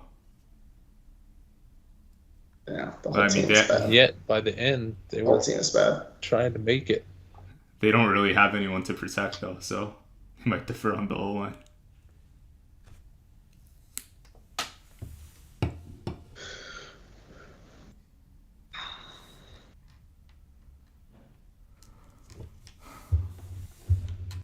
But if Bowers doesn't go to Broncos, he's going to start. I think Ross, what you said, he's going to really Sorry, start guys, slipping. you maybe be able to Yeah. hear me, but I can't hear you. I just had a little outage on my mic. We got your audio. For what Yeah, we that's can worth. hear you just fine. Here, I'll shoot him a text that his mic's still live. Oh, well, now it's not. He's talking and I can't hear him. Oh, okay.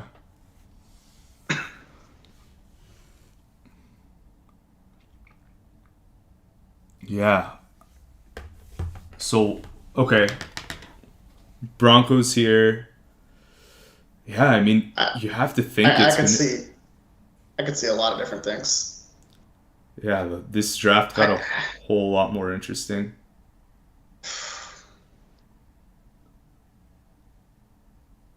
But okay, so if it's not QB though, Ross, So you're is saying there- it's going to be tackle? I'm not saying I could see tight end, I could see D line, I could see quarterback. They have so I mean, many weaknesses, man. Yeah, I mean, it could be Knicks, but do you really want to take Andy Dalton with the 12th pick of the draft? Like, That's essentially who he is. just to take a guy? Like, Sorry, I lost you guys for You're back, last- RC. We can Yeah. hear you.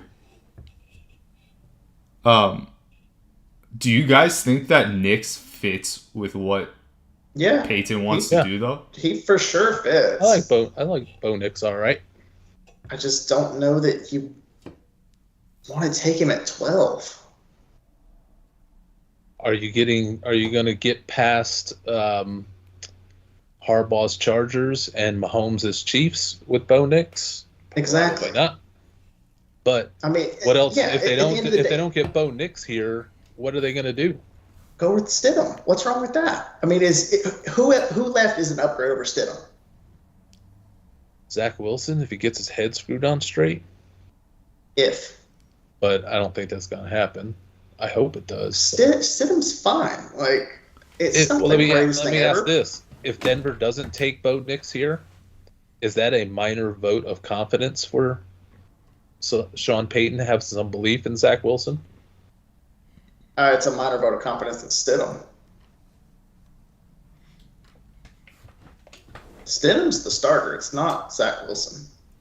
But his contract runs out at the end of this year. Both of those guys' contracts are up at the end of this year. So they almost have to take Bo Nix here. I disagree. Unless they wait. Well, that's what I'm saying. If they wait, if they're like, you know what, we're dead, so let's just get a good player and kick the can let's get a down good the road. player, and we'll try to get a quarterback next Yes. year, either by free agency or maybe we can trade for Russell Wilson. Who knows? Right. Because Bo Nix is not coming in and improving the team enough. I mean, the pick is in. It's been in. We should get it soon. Well, they had flashed the big graphic, and they're starting to bring the camera up onto the stage for the whoever's going to call it out.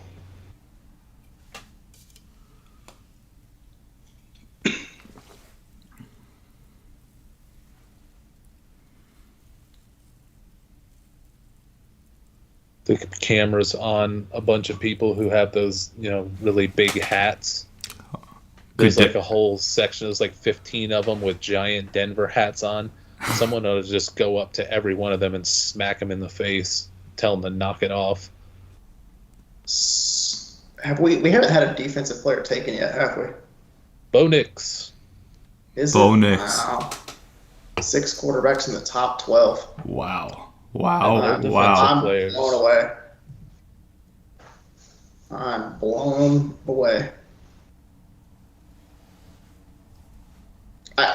This is the thing I don't get. Every year, everybody complains, don't want your team to reach on a quarterback, don't want your team to reach on a quarterback. And then every time, everybody says, oh, you have to take the quarterback here just to have a guy. Like, it doesn't matter how good he is. You just have to take somebody. Which way do you want to have it? This buys Sean Payton. I like Bo Nix, all right.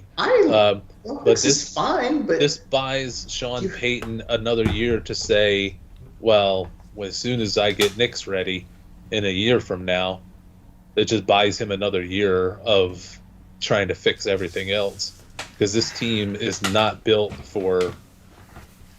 I don't think the Broncos or the Chargers are going to be built to make their runs at things this year. Like the Raiders are think that they're going to be the heir apparents. I think Denver and Harbaugh and the Chargers are like, whatever happens this year happens. We're really trying to build this thing for next year and beyond.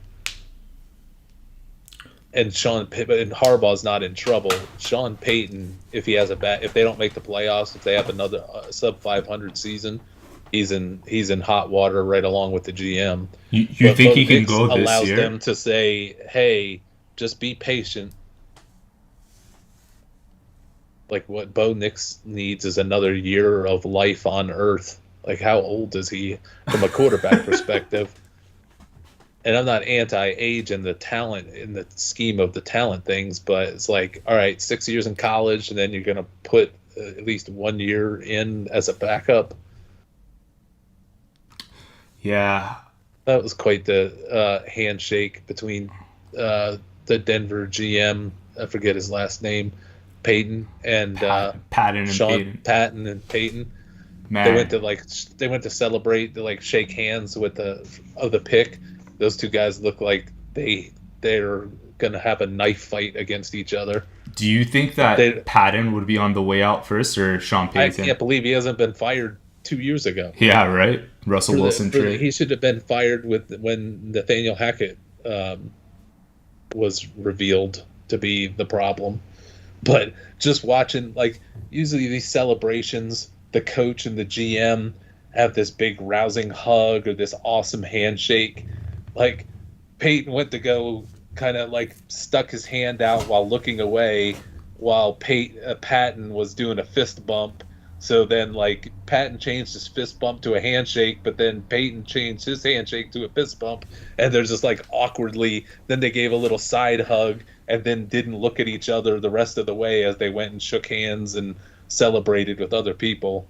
You could just see in a glimpse those guys do not care for each other at all. Not on the same page. Yeah, I mean, here's the thing, though. If Nix doesn't pan out, I mean, Peyton could easily say, oh, like, Patton took Nix, Patton traded for Wilson. Like, he still has that lifeline. I think everybody knows this is clearly a... Is this a Sean Payton? Payton? Clearly a Sean Payton pick. What are the Raiders doing here? They already rushed up. They're picking. They ain't waiting. It's either Fuaga or Quinyon Mitchell. Brock Bowers. Really? Is it Bowers? Where is the Michael Meyer is the greatest tight with Baby Gronk? Oh, man. Holy moly. Oh, man. This draft has gone completely off the rails. I'll tell you what, man. People kept their interest quiet this year. This is nuts. Man. Noah Harrison Wow. says, there goes whatever shred of hope I had for last Zach Wilson share. No, I think the Zach Wilson value is he's getting with Sean Payton, and if he shows anything, if he shows growth, if he shows anything, he's going to be a free agent at the end of the year. So he's either going to stay with Payton and continue to develop, which he may be younger than Bo Nix for all I know. I don't have Zach Wilson may not have his next life in Denver, but we need Zach Wilson to be in a place where he gets it together. He has somebody mentoring him from a coaching perspective. So we'll find out if Zach Wilson's got anything in the tank by how he responds to being coached by Sean Payton. What do you guys think of Bowers' fantasy prospects next year? Do you think that there's anything there with whoever throws him the ball in Vegas? I don't. For his style, this is going to be an easy throw. This is not. But what? I gotta hope that Theo Johnson turns into Travis Kelce. Is somebody playing solitaire in the Raiders draft room? Is it in the screen, or is that just the way that their board looks? It's like everybody else had spreadsheets looking things up, and then one guy had this colored card system. Bowers is going to get a lot of short passes and screens and tight end screens and all that. So I think he's fine.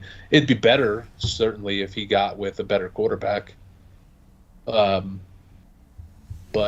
I don't think it didn't radically help Bowers' dynasty fantasy value, but it didn't hurt it either. It didn't help the great Michael Mayer's fantasy dynasty value. That guy was so ridiculous. Yeah. Remember when he was the number one? He was the far and away. He was like going to be a top 10 pick last year when we first started the draft season, with everybody calling him the next Gronk. Would he go in the third round? Second or third, I don't remember. Jim Haley says from the chat, Bo Nix is older than these current NFL quarterbacks: Sam Howell, C.J. Stroud, Anthony Richardson, Bryce Young. Well, over last year's class. But by how much?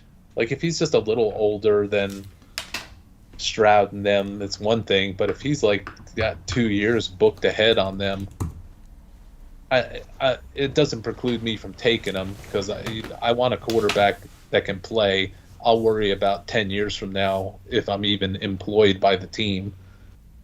He just turned 24. I mean, every time I think of That's old not bad. quarterbacks, I think of Brandon Whedon, 28, taken in the first round. That was that was ridiculous.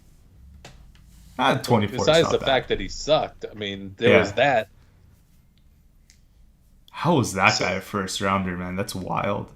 That's back in the get time. Desperate and reach Yeah. for quarterbacks. That was a time when there was like 3 good quarterbacks and everybody else was. Apparently, there's only 3 good ones in the league now. The way they're taking these guys. Jeez. No, Deshaun Watson. Everybody loves him. And he's the highest paid quarterback in the game. So we're 13 picks in and still no defensive players. That's crazy. Surprising. That's crazy. Do you guys think the Saints?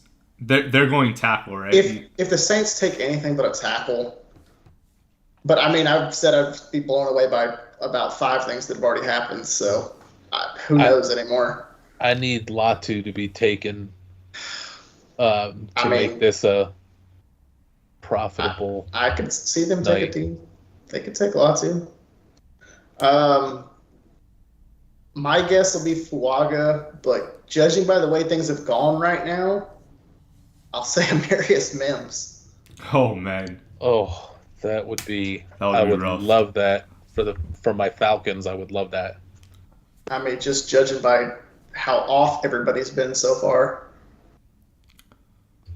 and how the Saints love their prototypes. I just slipped in there for my Falcons, and Andrew didn't even react to it. RC, I'm still like processing what happened to Atlanta. Man, I am so pissed. I was so close to betting Penix to Atlanta as part of a package of quarterbacks. I mean, I did do the first player drafted quarterback for Atlanta. Dating all of my losses here. Latu top 10 pick. Goodbye. Falcons pick a quarterback. Book that. Nabers 0. Nabers 0. Nabers 0. Nabers 0. Nabers 0. Oh man.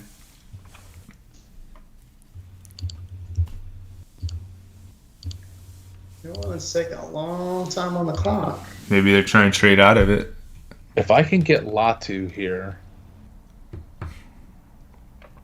that's not going to be the biggest absolutely impact. do not have to take a cornerback. My big impact bet now that I have to count down on that I'm getting worried because 92 quarterbacks just hogged up all the space is Brian Thomas is not going to go in the top 20 now. Yeah, I'm going to try to will it to happen. There's a lot of players that are getting pushed down. Now I'm sitting here getting worried about Byron Murphy still being on the board for Seattle. Or even Cincy. Yeah. If honestly, he makes it. Yeah, that would be fantastic for the. I think they'd run up there for Byron Murphy. I'm looking at it and going, okay, well, if there's no way 6 quarterbacks are going this high, somebody's got to be up there. Byron Murphy's one of the top defensive players. I never would have thought this many quarterbacks went top 12 picks. I'm thinking everything you're thinking except for thinking about Latu. True. All right.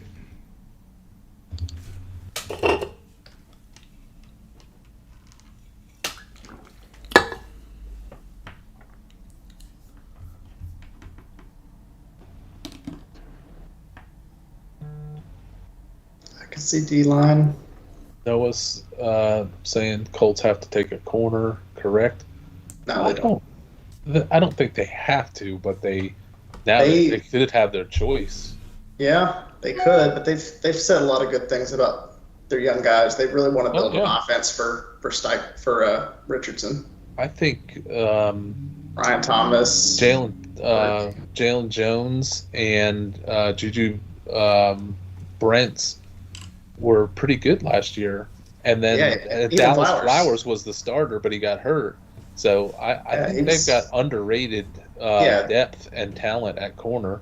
Yeah. But depending on what's left on the board here, you can't go wrong by nabbing one of those two top corners. I also wouldn't be surprised to see Indy trade down. Get some more picks. I think they're a little bit light this year. Fuaka. There we Yes. I need somebody to take Latu as the first defensive player here. Who's coming up next? Did Indy take Latu? Yeah, oh, absolutely. They could take Latu. I think Seattle would. Maybe. They've got so many edge rushers, though. I kind of expect Seattle to trade down. But again, I didn't expect there to be so many defensive players still on the board here. So, yeah, Joe Schmo, hold on to your Kendre Miller shares. yeah, I almost put Fuaga to the Saints, but I had him going one pick earlier to the Raiders, and then Fatanu to the Saints. I saw some article headline about That's a good pick. Kamara, the Vegas odds on Kamara getting cut was way up, and I'm like, where is that coming from? I didn't even know they had stuff like that. I didn't investigate it any further, but this article was making it seem that I was just skimming it, that the Saints were gonna dump Kamara. Love Fuaga. Absolutely love him. I'll tell you a team who I would not trust as far as I could throw them is if whatever team now in the quarterback frenzy, whoever overpays for Spencer Rattler is a team I do not want to trust. Well, all the quarterbacks are gone. So you gotta be sitting there thinking the Giants. Oh, So, man. I'm watching Fuaga hug his family. It looks like he's got about 10 other offensive tackle prospects in his family, and I'm including his aunts and grandmas too. I mean, he's hugging them, and I'm like, they're the same size as he is. Oh, this is a great pick by them. That helps them, that's for sure. I mean, their offensive line was so bad last year. And they're going to probably lose Ramsick or whatever. I'm kind of wondering if this might not be a pass rusher for Indy. I need it to be Latu to cash those tickets, and then Yeah. Jacksonville's got to come and help me get Thomas, or the Bengals give me Thomas. I like Latu. I think Turner's more their style. Ross, you had Worthy going here though, right? Yeah, I had Worthy here, but again, I thought a bunch of defensive players would be off the board by now. Yeah. I think if no defensive players are taken when it gets to Seattle, I think they will take Latu. They very well might. Yeah, that's a good call. So I need Indy to just not take a defensive player here. And as much as I don't like Xavier Worthy, him and Anthony Richardson is the right combination. I don't think he's going to be a fantasy superstar or anything. Do they go for the pass rusher? Do they go for the building offense? Excuse me, universe. What happened to the great Dallas Turner? Yeah. Wasn't he supposed to go top 10? I mean, he's supposed to be so far and away the best defensive player in this draft, and by comparison to the top guys, he's not even close. He might still be the first one off. I'd be really worried about him going there. Yeah, he could be. If I had to take a guess, knowing Indy, He doesn't look happy though. knowing Chris Ballard, I would say Turner, but They just put the camera on him, and he doesn't look thrilled. He is wearing Seattle colors.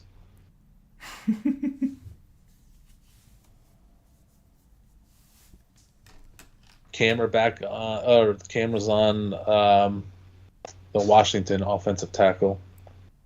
Fatanu? Yeah. But just on him like... Fatanu's the chalk pick to Seattle. That would blow me away.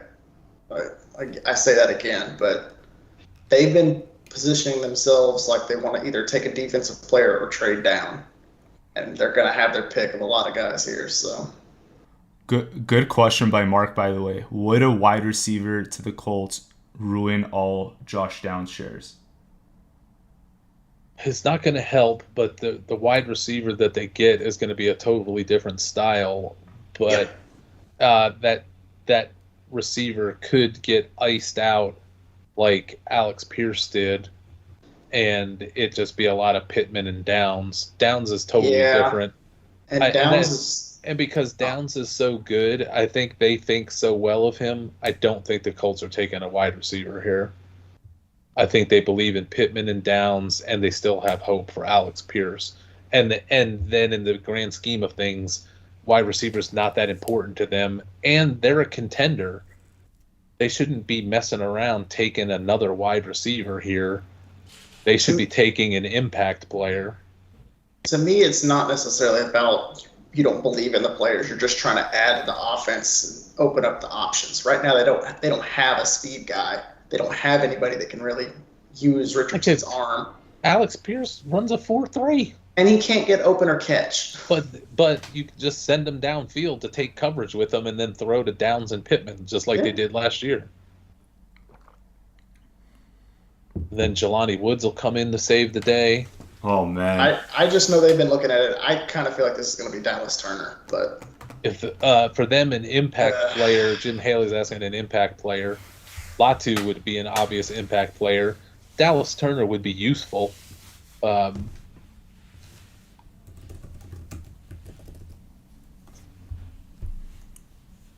just don't think. I don't think, in my football logic brain, and I know anything is possible in the NFL, I just don't think the Colts are going to go for a wide receiver here. Well, if there weren't so many defenders, edge rushers on the board. That too. I mean, then you got all the defenders that are they have their pick of whoever. Like if they get one of the top corners, they get Latu. Even a Dallas Turner will at least play for them. Turner's so much Ballard style, all the measurables, the huge wingspan. He's fast, athletic. Money. Is it Latu? Money. Yep. Nice. Great pick for them. Nice. That is smart. It is very smart. Shockingly smart. Guys, check this tweet out. Apparently, Kirk Cousins was not given a heads up that Falcons would be taking Michael Penix. What? I bet they said but I'll bet they told them they might take a quarterback. I am sure they didn't think maybe that it would work out, that Penix would be there. Maybe they were thinking they were going to get May. But if they didn't tell him, that would be ridiculous. And then what Jeff said, that if they were talking about, if Jeff knew that there was talk about Falcons taking a quarterback, then surely they would have had to have some discussion with Cousins about, hey, we're going to take a quarterback for the future. We can trade him. You don't have to rush back from your Achilles if you have any Achilles issues. Like, no, nothing. I mean, then how could you think? How could Kirk Cousins say they're disrespecting him when they just paid him a ton of money? Any chance that T. Higgins is going to get traded in this draft? There's always a chance. I don't think it happens. The Bengals just don't do things like that. I mean, the Bengals are going into this year all in, trying to win a Super Bowl. Why would they trade away their number 2 receiver? Yeah. Even though he's looking for one. They're very stubborn, too. I don't think just because he demanded it, they're going to do it. Ayuk, I think, could get traded. I don't see T. Higgins getting traded. Oh, well, Brad's saying that the Pat McAfee broadcast needs 3 fewer hosts, so At least our short and simple one. And gives you- 100% less magic tricks. That's the important part. That's what I think of when I think of that show. And I liked the original McAfee concept, but that shows when I get clips of it sent to me, and I'm just looking for something to listen to if I'm making a cup of coffee or I'm walking the dog or whatever. If I dare click on it, I never hear anything of any value. Yeah, they cut up and they talk. There's some. It's just Pat entertainment. McAfee's can be a lot of fun to have a beer with, I'm sure. But trying to listen for football information, I don't get it. I mean, in the beginning it was good, but he got way too big, right? So like he needs to appeal to a broader audience now. I mean, he's doing fine. I guess. More than fine. I mean, he's working. He's got that gig. He's got the college football gig, and he's a great professional wrestling announcer, commentator, and even he gets into the ring, and he's a natural talent. He's a talented guy. He's just not my cup of tea. Yeah. I need Seattle to trade down. No, I was a fan of him like during COVID and stuff. I would listen to right his out stuff of the all gates, the time. I was like, this is refreshing. Yeah. This is a refreshing take, but I don't know if it's gotten more corporate or what's happened, but I don't feel like I'm getting it. It's like I got limited time, and what I'm going to take in on YouTube, it better be super entertaining or so I can get a break from football. But if it's going to be football based, I want to learn something. I want to hear something I may potentially learn something about, and I just don't get that from his show. Yeah. With you on that. Okay, so Seattle on the clock. Do you guys think another defensive player goes here? Yeah. It's either the defensive player or trade down. But with so many options on the board, I kind of think they probably just stick and take. I think it's going to be Brian Thomas. Whoa. Are you being serious or sarcastic? Well, I'm serious that I want to cash that bet. Okay. I need somebody to step up here and take Brian Thomas, because I'm afraid this one's going down the tubes with all these quarterbacks off the board. Man, I thought for sure that they. I like Dallas Turner here. I can see that happening. Dallas Turner, Byron Murphy. I kind of think it might be Murphy, but I could see Murphy. I'm hoping they trade down. I could see it being Murphy, just because the staple of his defense last year was. I mean, they were acting like they were scouting like they wanted to trade down, but I don't think anybody thought 12 quarterbacks are going top 12, and it pushed all these guys down to them. There was supposed to be 1 million trades, and there ain't been none. A couple of one small trades, yeah. Minnesota moving up to destroy their franchise. Didn't they trade up into that pick? Yeah, one pick.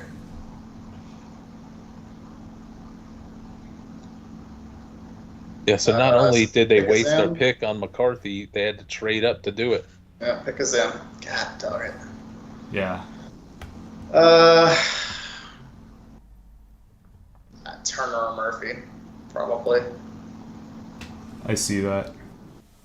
So do you guys think that Murphy being undersized fits in with Seattle's scheme? And see, that's the thing. They've got so many smaller guys already, but they've got so many edge rushers too. If they were to take a defensive tackle, not Murphy, is there one you could take up this high? They wouldn't take Newton this high, would they? I don't think they would take Newton this high. I bet Cincinnati's praying that Murphy Cincinnati's so close.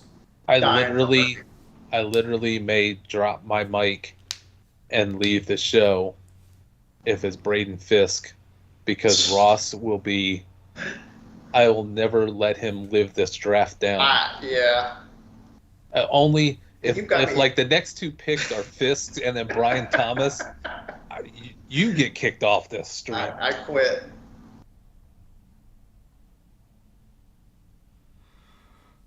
That would be crazy.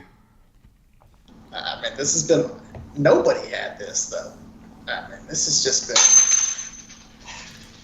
Latu falling. Yeah, I'm 15. I mean, but there was some people that thought Penix goes 13th, a lot of late rounds, 8th, and then follow it, ahead of McCarthy, and then they all go just bang, bang, bang, bang. Man, who would have ever thought that? First defensive player at 15. That's the surprise. Well, I mean, it is, but only because the quarterbacks all went. But usually you're going to get some. We're going to have to look at it. I'm sure there'll be a bunch of history will come out on it that what's the longest in a draft. It's gone before a defensive player got taken. This has to be. This has to be. Theoretically, I would think this might be the record. Noah Harrison asks, who's left that fills the Rams' biggest need? One of the corners? I like that. Biggest need. They can take anything.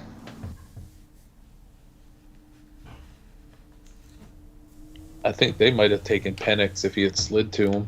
They could take a receiver. They could take a tackle. I don't know that they go receiver though. They could take a corner. You think they'd go receiver? I have a hard time thinking that this is the first time they've had a first-round pick in, 6 years? And you're going to not give Sean McVay an offensive player? That would surprise me. That's I nuts. think they'll take that Fashanu. Is that who's out there still? Fatano. From Washington. Yeah. I think that's who they'll take if he's there. The Bengals should take him. The Jacksonville should take him if they believe in him. Was the last pick from the Rams in the first round Jared Goff? Yes. Wow. It's wild. So has it been 8 years? It was their first year in LA. I remember that. They had a huge draft watch party by my work. I can't think of anybody they've taken first round since then. That's wild that they've been trading their picks all these years. Well, they lost a couple of them from the Goff trade. Oh right, yeah. Duh. And then they started loading up, sending them away for Jalen Ramsey and. This is an important betting moment coming up with the Rams pick because we're so hot and heavy on the Rams this year. It's only going to get more heat if they make a wise pick. So when that Rams pick comes up, I'm going to be highly interested and possibly motivated to be betting right after it. Cyril, Bowers already went 13th to the Raiders. Byron Murphy. Yeah. No all right. To Seattle. Okay, now Jacksonville on the clock. RC, this might be it for your Brian Thomas pick. I bet this is about my only hope. I keep saying it. Blown away. Please say it. Please, Ross. Please be against it. I would think it's got to be a corner for Jacksonville. It could be a receiver. Think Mitchell? No, not Mitchell. If anybody, it'd be Thomas. No, Mitchell. No. The corner Mitchell. Oh, Quinion? Yeah. Quinion or Terrion. I mean, this thing has gone so far off the rails at this point. We thought we had a good idea of who's ranked where, but man, this is. Here's an interesting question from Nuck V. After that crazy quarterback run, who's the best quarterback left? Ross, that's good. Who's the best quarterback left? If you were granted one, if they're like, okay, special exemption, Ross, you're GM of a team, and you get a free pick of any quarterback, basic contract they're going to be given. You just get to have him as a roster exemption, like he's an international player. Who would you take? Probably Leary. Hmm. Sad as that is. I would probably I would take Pratt if I don't like thought Pratt. that I needed somebody that could be an Vikings traded up. emergency chip this year. But I might take Milton and just see if I can make something. We out have of a him. trade, If guys. it didn't cost me anything. Yeah. Minnesota came Vikings up. traded up. Turner. Ryan You Thomas. think it's Turner? Turner. RC. The Vikings are destroying. Is that GM actually secretly I on have the to see what they payroll gave of up another right team? here.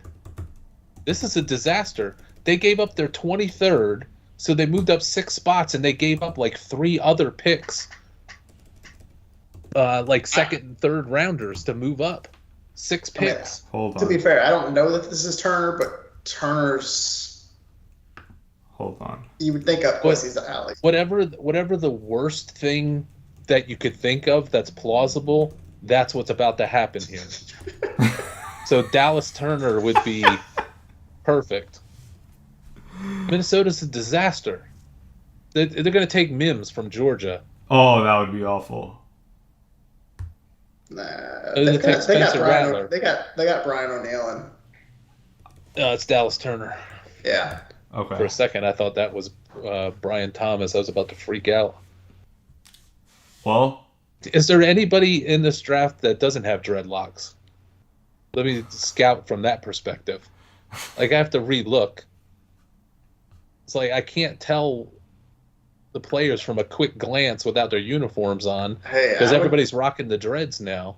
I would take dreads just to have the hair back. Oh yeah, I've got dreads. You just can't. They're very like micro dreads. RC, the compensation I'm wasn't jealous. that bad though. 23-17, they only gave up pick 167 according to Schultz. No, then they gave up 2 2025 picks as well. Did they? I don't see that. Yeah. Yeah, I don't love it. That if they gave up like a 2025 second or something, that would make more sense. This seems It's an low. interesting suit.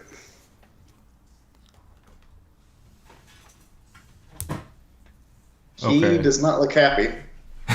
He's No. probably like, this is the last place I expect. Well, they had a high Yeah, pick. he does look pissed, and the way he's acting means I'm glad I don't want another overrated diva Alabama defender.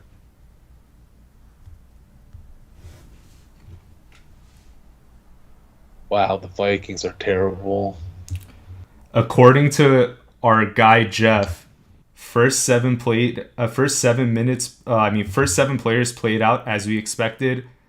Blank overrode Terry 3 minutes before the Falcons were expected to be on the clock, or before the Falcons were on the clock. So that was a Arthur Blank decision, apparently. Oof. Good for Arthur Blank.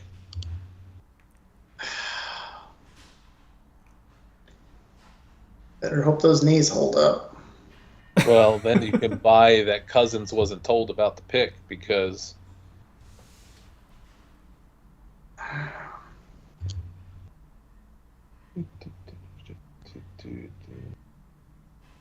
I'm looking at Cyril's comp for the Vikes. So they get a third in 2025 and a fourth in 2020. I mean, they're those really are valuable picks. That is unbelievable. They barely have any picks now. If you naturally get Dallas Turner falling to you, great. But is Dallas Turner But they're somebody getting up the you're going to picks. trade the future for? That is ridiculous. Minnesota is terrible. But I can't pull the trigger on under 6.5. Should I pull the trigger on 6.5 under wins on this team? I was hoping that'd be 7.5. Maybe they'll get to 7.5 with enough JJ McCarthy hype. Sam Darnold Could. love. Could. Yeah, I don't know if I could take them at 6.5.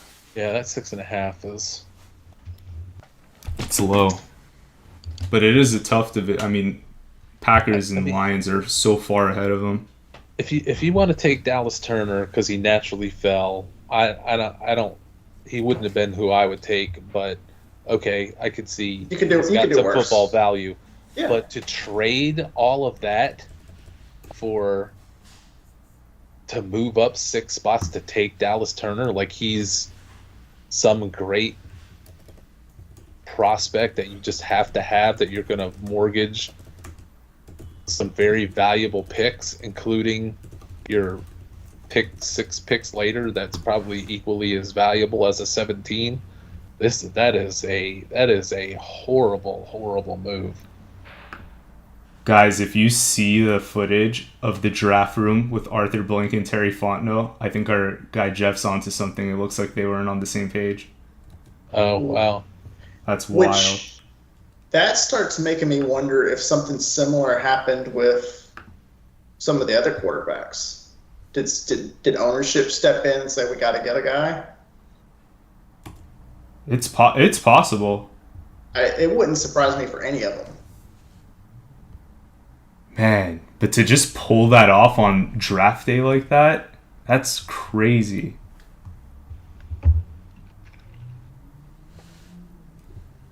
Okay, Bengals pick is in. RC, I know you want Brian Thomas, but more likely, do you guys think... Yeah, it just killed me that Jacksonville traded out, which was just a brilliant trade, but that killed me. I think this is the tackle. I guess this is a Mims. Oh, you think it's Mims? You don't think it's going to be Newton? Is that too high for him? It's not. I would take Newton. I would take Newton over Byron Murphy, but I kind of think the NFL may be a little bit hesitant on Newton. Brian Thomas wouldn't completely shock me.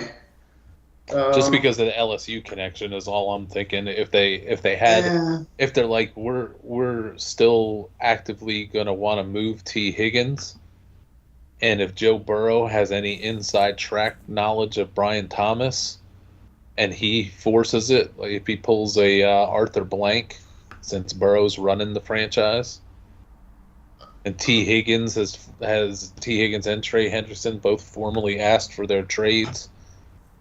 Not that necessarily means anything, but a corner wouldn't be. No, they got plenty of corners. They got DJ Turner last year. They got DJ Turner and Cam Taylor-Britt, and that's it. Cam Taylor-Britt and Mike Hilton. Mike Hilton's slot. Yeah, well they got their. So you're banking on. They got their group covered. You're banking on those guys staying healthy. Yeah, well, I mean, you're banking on everybody staying healthy. Yeah. If it's about staying healthy, then I would think they would get another offensive lineman. And that's why I think it's going to be Mims. But the Bengals have no glaring need, so they can take it in any direction. Yeah, it wouldn't be crazy that they're staring there going, we weren't planning on taking a corner, but good Lord. And that's what I'm saying. Yeah, and that's what I'm saying. And Terry and Arnold. Arnold sit out. Why not just? That's what I'm saying. Why not just grab one while they're available? We can find any 300-pound somebody and throw them in the middle of the defensive line. Yeah, we can get a good D tackle later. We can get Brook or heck, you may be able to get Fisk in the second or third round. Yeah, just go ahead and grab a corner while you've got your.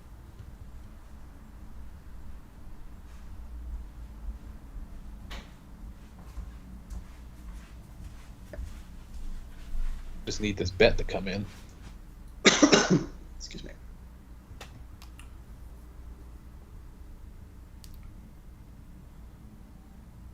It's one of my only live bets still remaining.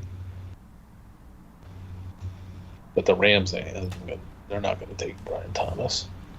According to Schefter, Peyton apparently feels as strongly about Bo Nix as he did with Patrick Mahomes. Good luck. Okay. Well, of course you're going to say that. Yeah. Everybody's going to say that about their quarterback.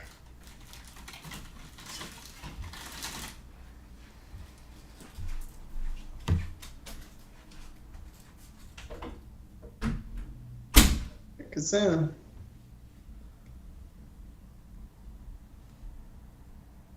Yeah, Jacksonville traded back knowing that there's 2, 3, 4 corners on the board that they still like. Maybe the Rams will trade back so somebody can jump up and get Brian Thomas. Maybe the Rams will take Brian Thomas. Yeah, I imagine they'll take McConkey and have McConkey Cup and oh, good Lord. Who'd they take? Oh, good Lord. Oh, God. I can't believe it. I'm still 30 seconds behind you. I can't believe it. Oh, my Who God. is it? Who's the worst offensive lineman you could take in the first round? That's wild, man. Who's the biggest sucker bet of the first round at offensive line? Hey, nailed that one. Man. My Well, first right pick since 7. my Hey, run I'll of take backing 6 the in this Bengals. mess.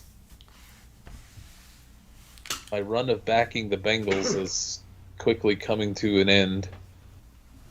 See, I have a little bit more hope for Mims than you do. I see the vision. I just No way.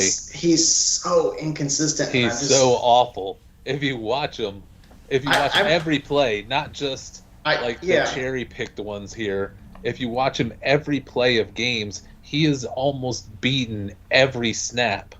I don't know about that, but His best block is it's a run play, so I'm going to stand up and try to block the sun out from you. That's it. Everybody can get by him on a pass rush. He is one of the worst pass blockers from a top 50 type consensus offensive lineman.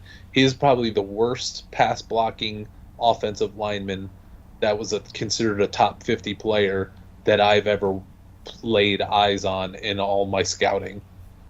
I don't know how you fix it. That's not a technique thing. He should be a natural. I mean, I could see if he was inexperienced, but he was so natural that you watched him and you're like, holy crap! I see DeJuan Jones all over this guy, and that's what I was expecting to see. But when I watched him, I was like, I cannot believe this guy is being discussed in the first round. This is the arrogance of somebody in that draft room saying we can fix him. I'll give you this. You've watched a lot more tape on him. I didn't watch much because, one, there's not a lot to watch. You won't believe it. But if you watch a full game of his against a good opponent, you won't believe it. I'm trying to remember which game I watched. I didn't think it was that bad, but I may have caught him on a good day. I cannot remember. The only good day he has is if he's run blocking and he just gets in front of somebody.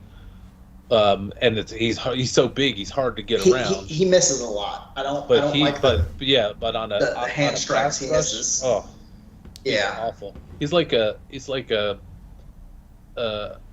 guy that's a great built baseball player that hits some titanic home runs at the lower levels and then moves up the chain and just strikes out, but you're so in awe of what he looks like. You're like, this guy's got to be good. If we could just fix the hole in his swing, if we could just have him hit the curveball, we'd have something. But he's just not. I think there is no hope for him at all. It's that bad. Guys, who would have been the best tackle on the board if not Mims? Would it be the guy from UW, Fontenot? I think so. I think Fontenot's a guard. Yeah, he could be a guard. So I mean, you get some options with him, but there are some other guys that I have an interest in. So I wouldn't have. I don't know that you had to reach for him, but I would say he's probably was the best on the board.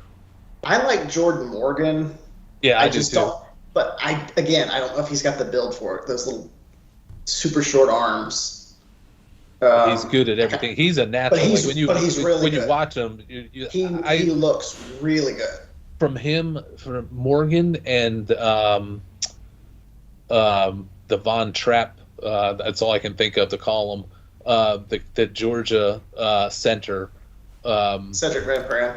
Yeah, those two guys, Morgan, and then when you watch they're those two guys, you're like, they naturally just good football players and know how to play. When you watch Mims, you're like, what is this guy smoking? Like, he's terrible.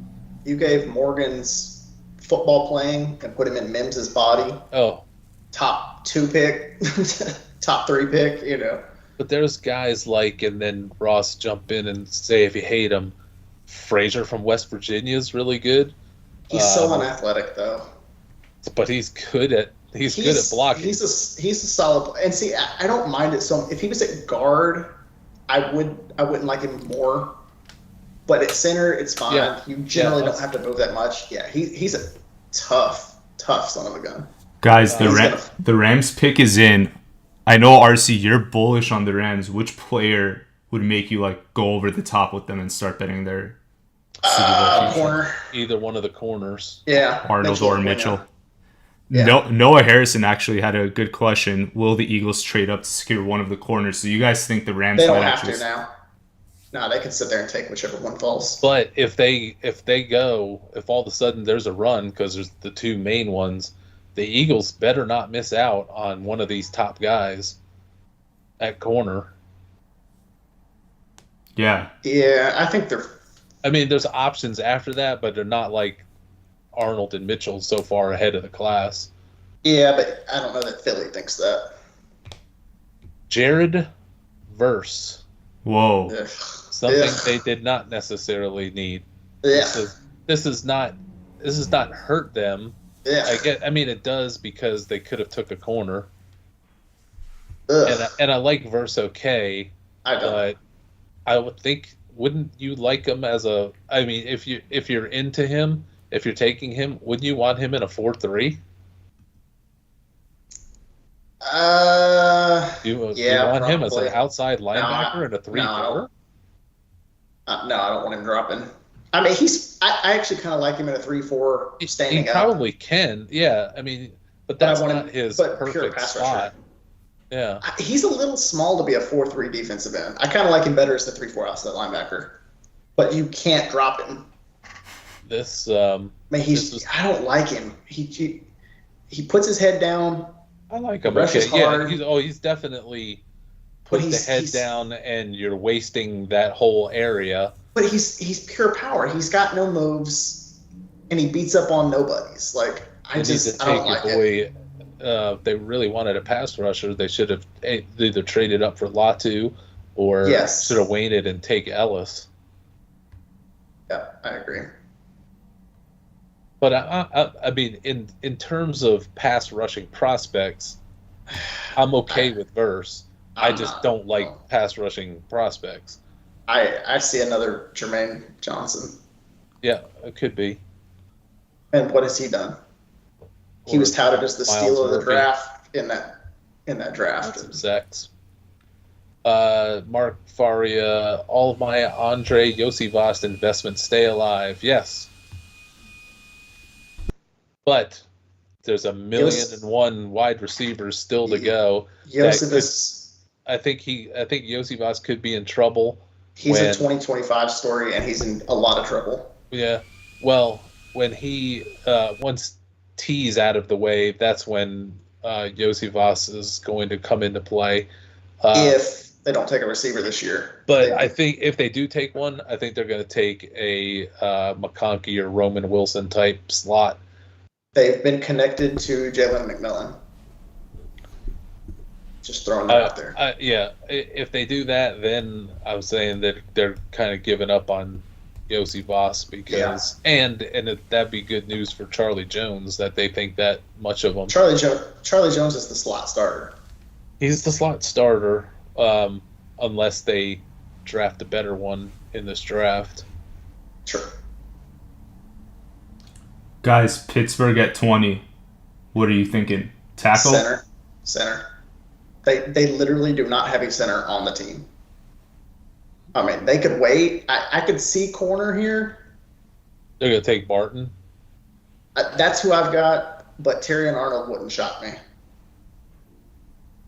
They got Porter.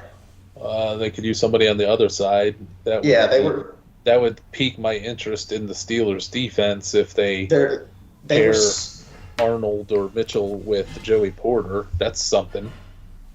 There was rumors that they were trying to trade up for Quinyon. So yeah, one of the two corners wouldn't surprise me. I'm gonna switch and say one of the corners. They seem to have good insight with they can wait on the Toledo program. Yeah, I'm gonna go Quinyon here. I hope it's Martin selfishly, but Deontay Johnson came out of Toledo, right? Or am I thinking of? No, he came from Kent State. No, that doesn't sound right. You're right, Toledo. Was it Toledo? Yeah. Oh, wow. I hate being right all the time. But... It must be so hard. Well, speaking of being right all the time, let me put in a big 0 for Brian Thomas being taken in the top 20. You guys think if that shoulder news didn't drop, he'd be taken inside the 20? You think it's really impacting teams? I think this quarterback run is hurting. Yeah, the quarterback run is hurting for sure. But I kind of still wonder if if the NFL's looking at him going, okay, he's not quite ready to go. A little bit raw route runner. We'll see. We'll have answers here in the next few picks. The worst thing the Steelers could do is take a Brian Thomas. So that's potentially what could happen. Oops.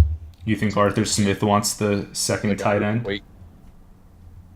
Oh, for sure. He's got Darnell Washington and Frymouth. He's gonna shock the world and take Ben Sinnott, who is a pretty good player. Yeah, the Bills are very likely to take a receiver. Although there's been some people connect Xavier Worthy to Miami. That would be the type of dumb move Miami seems to be into these days. Could see KC come up for a receiver at this point. Baltimore too. Maybe. I'm gonna say Miami. San Fran. Miami's gonna do something dumb. They'll take Nate Wiggins. I think Miami may trade down.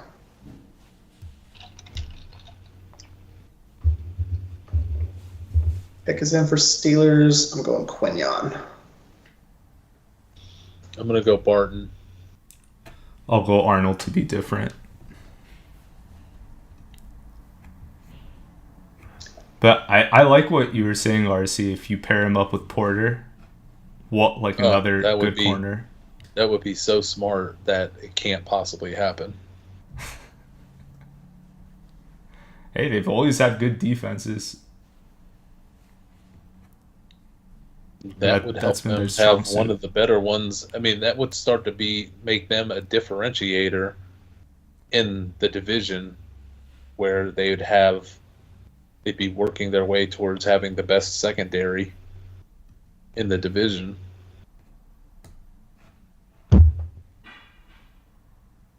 With Watt and Highsmith pass rushing and having quarterbacks that make a little quicker throws, but with two number one corners, that's the way I would want to build a team. I just wouldn't have hired Arthur Smith, so nothing they could do would satisfy me because they've ruined themselves with Arthur Smith. RC, what was the name of the corner they took super late last year, like 6th round, that we both liked? Real big guy. Trice? Yeah, Corey Trice. Out of Purdue? He tore his ACL early last year, but he's another guy. I really like him for depth, especially if you take a corner here. All right. Goodell's at the podium. Have to pay a licensing fee to hear that. Yeah, I'm betting. Sorry, guys. I don't think they expected both corners to be here. They can wait on the center. Get the premium position while you can.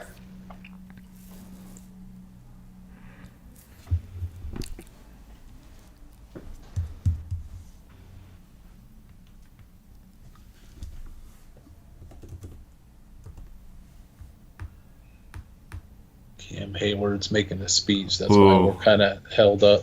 I got the pick, but I'll let you guys listen to it live. All right. Must not have been. You're not celebrating that you got it right, so it's not a corner. Nobody got it right. Nobody got it right? You want me to say it, Ross? No, now I'm just way too intrigued as about the. Hold on. Cam Hayward's making this long ass speech. I don't even know. And it's somebody we don't like. Oh no, that's all right. No, yeah, it's not. They took the Washington offensive lineman. Yeah, it's not a bad pick. I should have thought about that. Yeah, I should have absolutely thought about that. I forgot he was still on the board. Yeah, that's fine. My busted mock draft had that. I'll take it. Everybody's mock draft was busted. Yeah. There's no such thing as an unbusted one. Yeah, it's a good pick. I'm not. Yeah, they did need the tackle. Man, the corners are still. So Eagles are going to be guaranteed either Arnold or Mitchell. Yep. That's crazy. And they just sat there and wait. Man, I'm not super surprised that Terrion Arnold's still on the board, just because the NFL values speed so highly, and he only ran like a 4.5.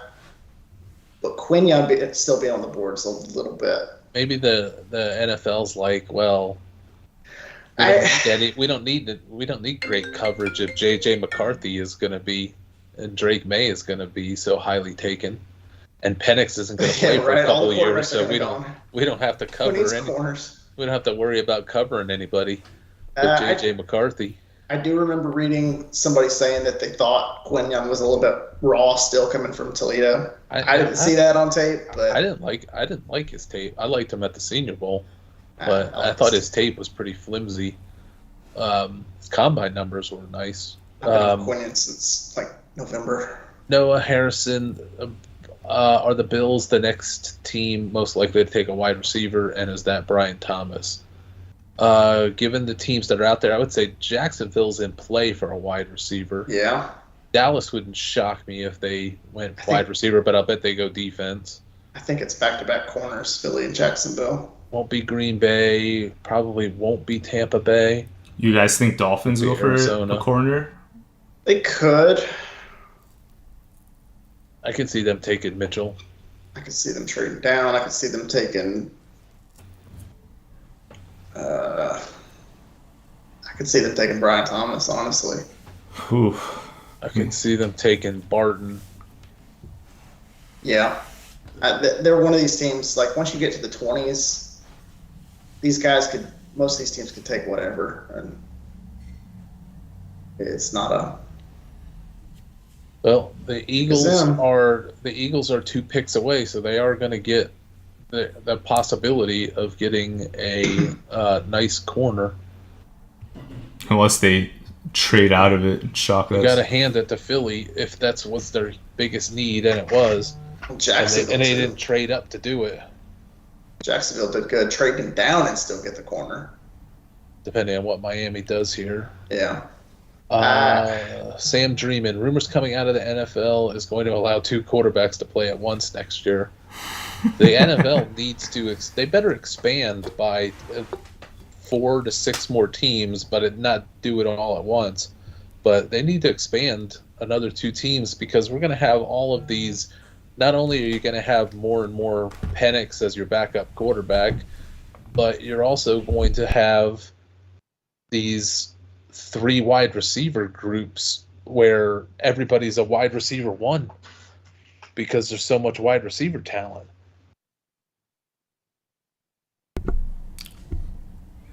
And also, RC in the chat, Noah Harrison, who should the Cards target at pick 27?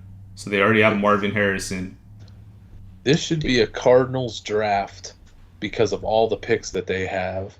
Yeah. This is definitely an opportunity to change their franchise that a lot of teams who need to change and need to upgrade don't get because they've got all these picks. So that's my first thought when I think Arizona is like this. Their time is now. From the rest of this draft on, they have so much opportunity, unlike any other team in the draft. They better not butcher it. But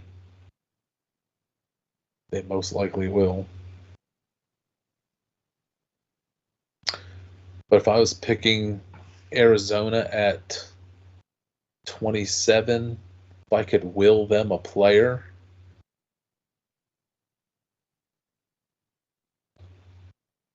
do they need guards or bad. centers? They need defensive talent so bad. Pass rusher, corner. Yeah. Corner, defensive line. So if I'm Arizona, I'm hoping one of these two corners continues to fall, and then they may chase after a pass rusher, which the good ones, the highly ranked ones, are pretty much we're now into a level where they're not very good because they won't reach for Ellis. So the Arizona's in a danger zone of missing out on the top tier corners, and they may have missed out on the top tier pass rushers that you would take in the first round. Ellis will still be out there in the second round. I like Darius Robinson for them. I like Cooper DeJean for them. They run so much zone. Yeah, those are all stable picks. If they take a linebacker, oh yeah, they take an outside linebacker. If they take, I thought their heart was broken that Dallas Turner was taken from them. Yeah, but it's not Steve Kahn making the picks anymore. So, but he would absolutely take Edgerrin Cooper here. Yeah, that would be the quintessential Arizona pick. A lot of people had Jerson Underkind. A lot of people had Barton. I'm gonna put my 2 cents in that this might be worthy because they need depth on the offensive line without anything specific. And they lost that guard. And they right? lost Kristen Wilkins too. Let's see if they lost a corner. They lost a lot of stuff. If we say who do they need to replace, what position do they need to replace, that's a lot of them. Let's see if Mike McDaniel goes with the speed fetish. Xavier Worthy again. I wouldn't be surprised if this was Mitchell. I'm gonna guess it's Barton, but Xavier Worthy would be Miami's pick, and then that team is definitely oh, good Lord, no. Did it come in? He saw it, whatever it was. I think it's Worthy. Worse than Worthy. Oh, it's worse. Saying that. Oh man, yeah, it's RC worse. Doesn't like this guy. He has a cool name though. Oh, is it Chop? Yeah. Oh, I got that one too. Nice. Good for my mock. All right. That puts me at 33, if I'm counting right. So doing pretty good so far. How does the mock scoring work, Ross? So you get 1 point for every correct player you get in the first round, and you get 2 points if you match the correct player to the team. Regardless of position. Yeah. So I've got 19 out of 21 picks because I didn't have Nix or Penix, and then I've got 7 correct picks. So 14, 19 should be 33 so far. Just pretty solid. I need a few more. Clearly going to miss 4 or 5 probably first rounders, but if I get a couple more matches, this could be good. I wonder if Mike McDaniel is going to get fired after this season. He might. Yeah, I hate that pick. Just think of how hate that pick. The Dolphins are teetering on the brink of disaster, but also not far. Yeah, but also not far away from, if they just got a couple smart things, they could be a really dangerous team.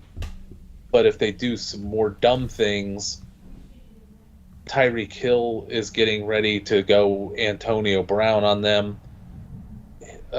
He hasn't proven. He's proven to be a great player, but it hasn't been the thing that's made Miami a super contender. Tua is one of the worst quarterbacks in the NFL of the guys who are like from playoff teams. Like they're going to lock into an expensive Tua future if they keep Mike McDaniel. They got Tyreek Hill potential problems for the cost. They've got Tua problems, and then here they are running around taking Chop Robinson as a first. Yeah. The vibe of Miami just does not feel good at all. No, it doesn't. That was awful.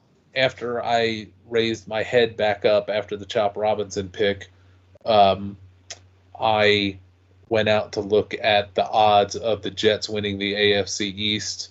What are the betting odds and the over 9.5 win total? I'm all over the Bills. The Jets are potentially on their way by default.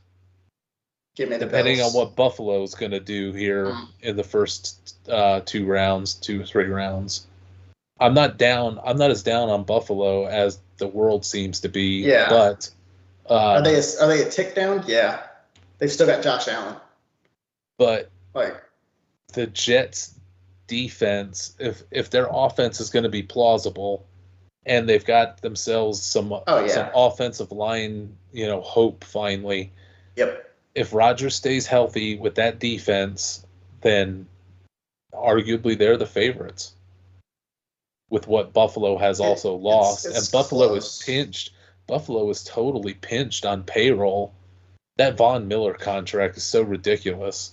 And then what they're paying to get out of Diggs, I mean, it's not good. They're not paying a whole lot. Well, in a way they are. But did Nate Wiggins get invited to the draft? Did I just see him in the green room? I don't think so. Okay, that must have been a shot. Okay, I need back-to-back Quinyon Mitchell to Philly, Terrion Arnold to Jacksonville. So this has to be a corner. This has to be a corner. What would a stupid pick be? A stupid corner? Kool-Aid? No. Kool-Aid. No, a stupid pick. Kool-Aid. Not corner. Not corner? Another receiver? What could they get suckered into doing? Who's the highest Georgia? What are they going to get? Von Pratt? Who's the highest Georgia player? Von Erich? Actually, it's Ladd. The highest Georgia player is McConkey. Yeah. Yeah. That's funny. Yeah, for sure. These next 2 picks have to be Javon Bullard. No, this has got to be some combination of Quinyon and Terrion Arnold. Maybe Nate Wiggins. I won't say never. If this is Nate Wiggins, I am going to flip out. That Chop Robinson and Nate Wiggins just went back-to-back in the first round. I would love that. That's what I have in my Mitchell mock. and Arnold are sitting there. Wait a minute now. Give me Quinyon. They need to replace Jason Kelce. No, they Could don't. be They have Cam Barton. Jurgens. No, they have Cam Jurgens. They're moving him to center? Yeah, Jason Kelce handpicked Cam Jurgens. All right. And then they've got Tyler Steen at one guard, and they've got Landon Dickerson at the other. Okay. Yeah, they're fine. That's right. They're good. I think I saw something that they're paying like 3 of their linemen $20 million plus a year. Yeah, they are. It's crazy. Mailata, Landon Dickerson, and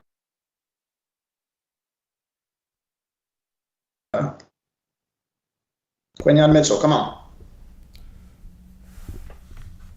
I get back to back here. I'll get up to 9 Imagine. picks. Oh, this is probably gonna be Mitchell. Give me Quinyon. I'm going to say it's Arnold. Give Because me Quinyon. when they're scouting their Georgia players, they would have seen Arnold. It probably will be, knowing them.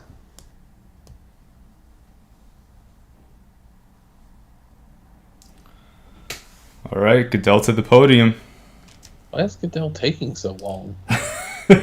What is he talking about? I don't have any sound on it at all. Talking about how I have no sound either. he's talking about how Rasheed Rice deserves a very stringent 2-game suspension for his actions. He's announced that he's doing more funny videos with Eminem.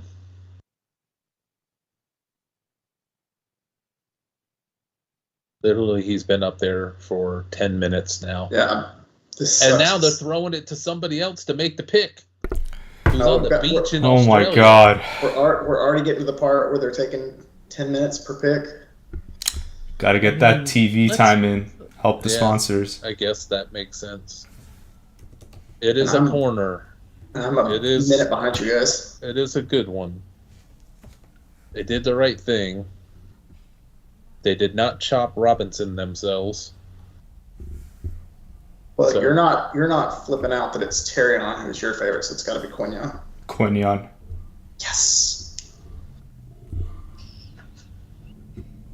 Who was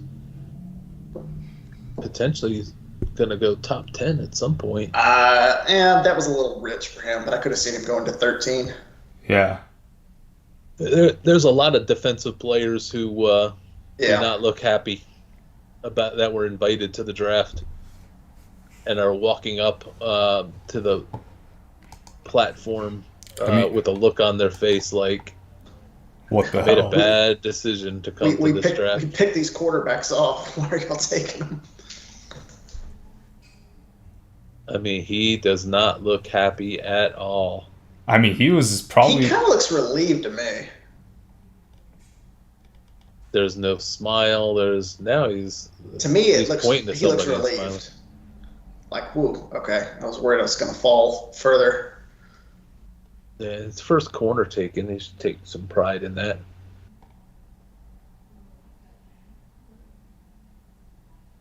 I like his suit.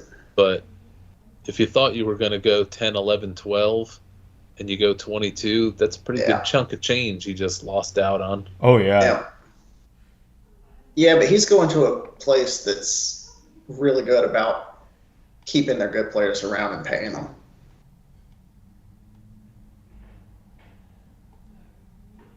I like it for him. So, are we convinced that this next one's going to be Terrion? Quinion Mitchell shutting down Cooper Marvin DeJean Harrison. wouldn't totally surprise me, but I would think that this has Is to be DeJean Terrion. the way it's pronounced? I thought it was have no idea how it's Dijon. pronounced. I don't. Dijon, I don't know.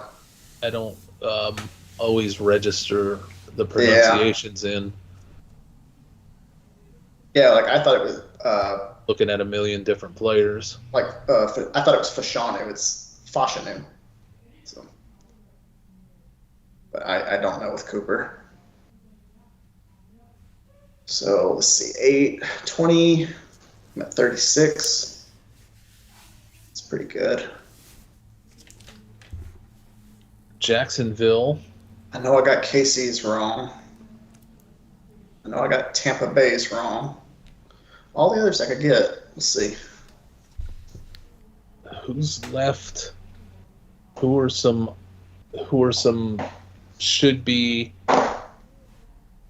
taken in the first round players that haven't been taken yet? Arnold for us or just expected by the media? In general for us.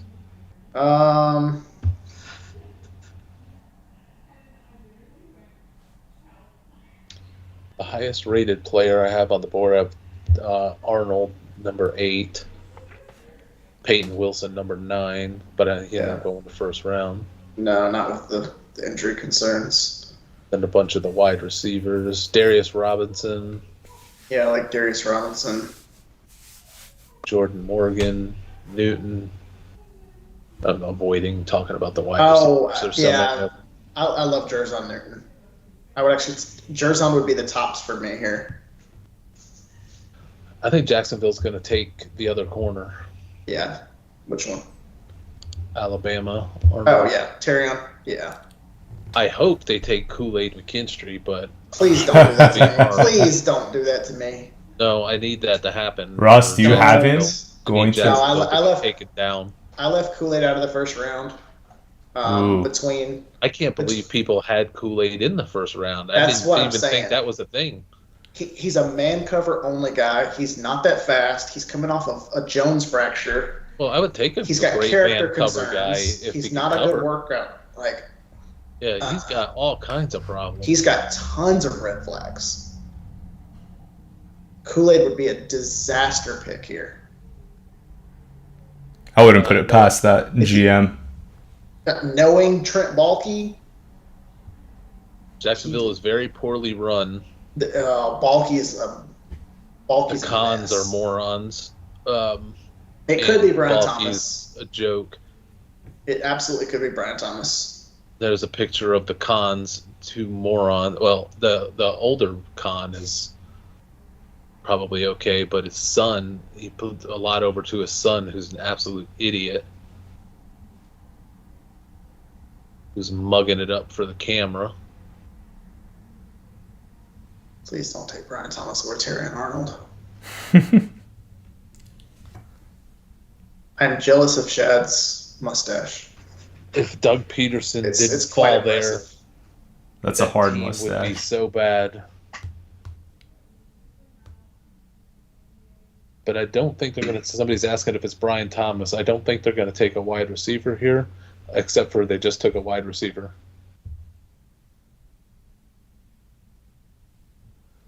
Oh, Ross, About you three really picks need too this. late. This would be huge Why didn't for Jacksonville just stay where they were and make this pick? you. Oh my god. You bastards! This is what Ugh. there's specifically do this to me. Ick. Always find a way to screw you. Yeah, couldn't have made the pick in the top 20. Had to move out. Had to get Minnesota to give you a king's ransom, like a bunch of Detroit suckers. and Arizona should be kicking down the door for Terry and Arnold right now.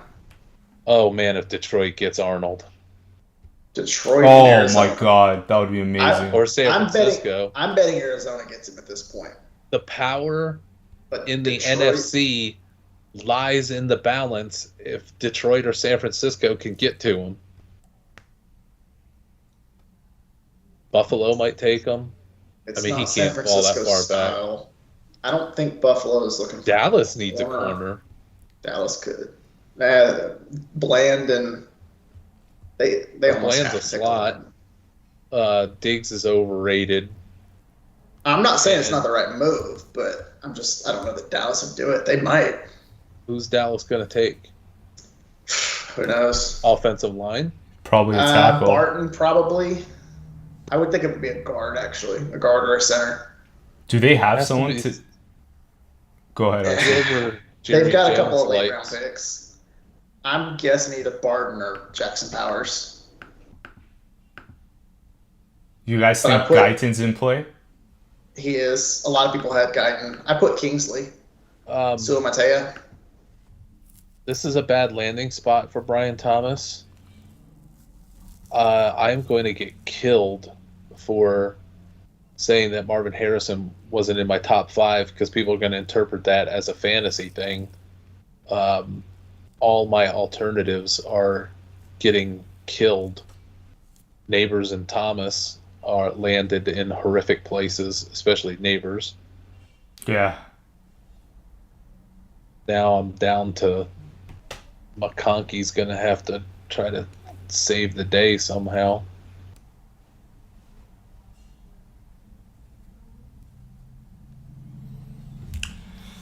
I mean, McConkey lands with any of these teams down here. Not too bad. KC, Yeah, no- SF. No good corner. Most all of these Yeah. teams coming up need a corner. And it's such an obvious Tampa Bay is a sneaky spot for a corner. option.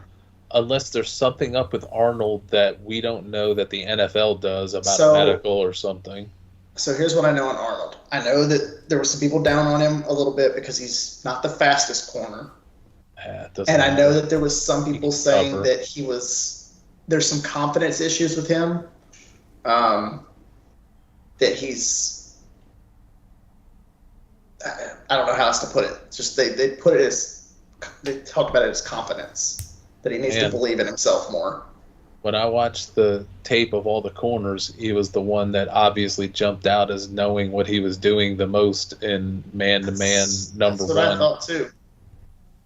But I mean, Quentin Mitchell has a lot of characteristics you like to be that kind of guy too, but Arnold you knew right away. Arnold's very polished. But yeah, there was some people that thought he didn't work out well at the combine. Arnold starts out as a week 1 starter, and if there's any position where you can take a complete mental case, it's corner. This is just go cover. You don't even have to know the defensive playbook. Just go cover the other team's number one. Stay with this guy.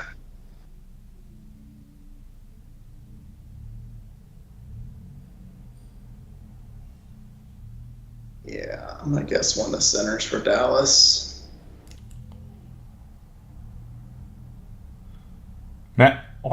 Imagine Arnold paired up with the other corner on their team. His name slips my mind. Diggs. That would be interesting. 2 Alabama guys. Oh yeah, I forgot Diggs is Bama. I would want off of all players with the last name Diggs. They seem like they're more trouble than they're worth.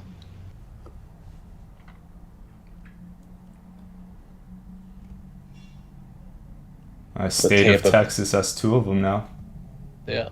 Tampa Bay could use a corner. Arizona definitely needs a corner. Buffalo, I'm sure, Detroit, would look at a corner. Baltimore could use any one of these teams could take a corner. Detroit would like Green Bay could take a corner. Yeah, if they're starting to get sour on suddenly a knucklehead. Stokes. No, he's flamed out. Too many injuries for him. Who's their long-time guy that's been so good but started flaking out last year? Yeah. I mean, I don't know what team really couldn't use a literally corner. It's almost like quarterback. It's like if you're just going to leave Arnold out there, it may not have been what I was thinking going into it, but if he's out there... I could even see the Chargers trading back in for him. Oh, that would be a fantastic first round for them. What they're going to do? Detroit just traded up for this Oh my God, here we go. This is going to be Arnold. Oh, and if Green Bay let them do it? And they would have, if they trust Brian Branch, that they're going to have some information about Arnold from Brian Branch. Oh, did they trade with Dallas? Oh, they traded with Dallas. Ahead of jumping Green Bay. But I don't think it was Detroit. But you don't know what Detroit's going to do. Like, you think this is the obvious, but they could be jumping up to take a tight end. They usually go against the grain. Please let this be Terrion Arnold. My DraftKings account is ready for bets. We were begging for Christian Gonzalez last year in this same spot. Christian's better than Christian. For sure. Quite a bit better than Terrion. For sure. Terrion's solid, but Christian's elite top 5 corner. Right. Looking for the comp. Please. All right, I saw the pick, guys. Well, you're trying to play it so cool. I'm looking for their comp. I know their pick. There was no negative reaction by could you be negative. to it. They gave up a 3rd rounder. I know it could be negative. They gave up a 3rd rounder and got a 7th rounder back. That's not bad.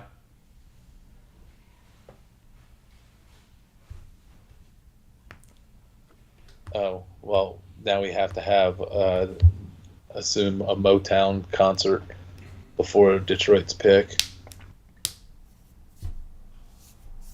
I assume that's what's going on here.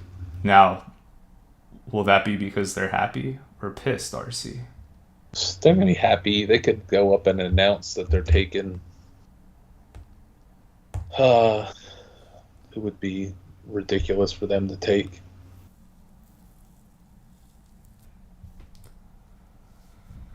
McKinstry. Yeah. That would be ridiculous. They could pick McKinstry, and these people would go nuts. Ugh.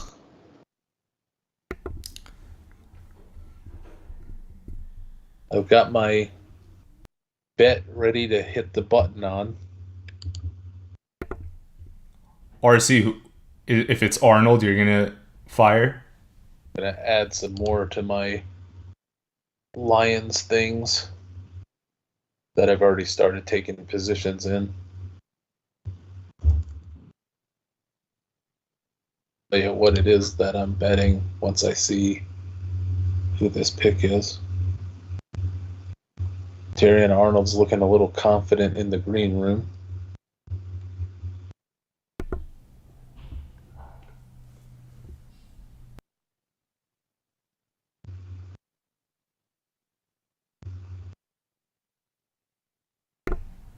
Although I got I can't go to.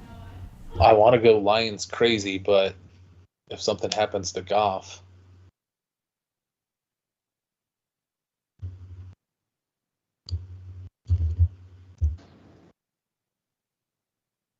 they should have been the ones to sign Joe Flacco. Yeah, that would have been a perfect fit.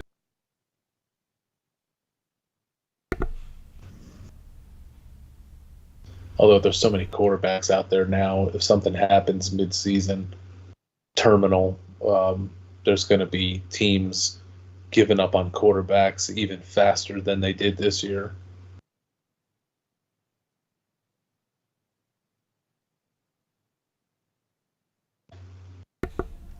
Man, this is really dragging on.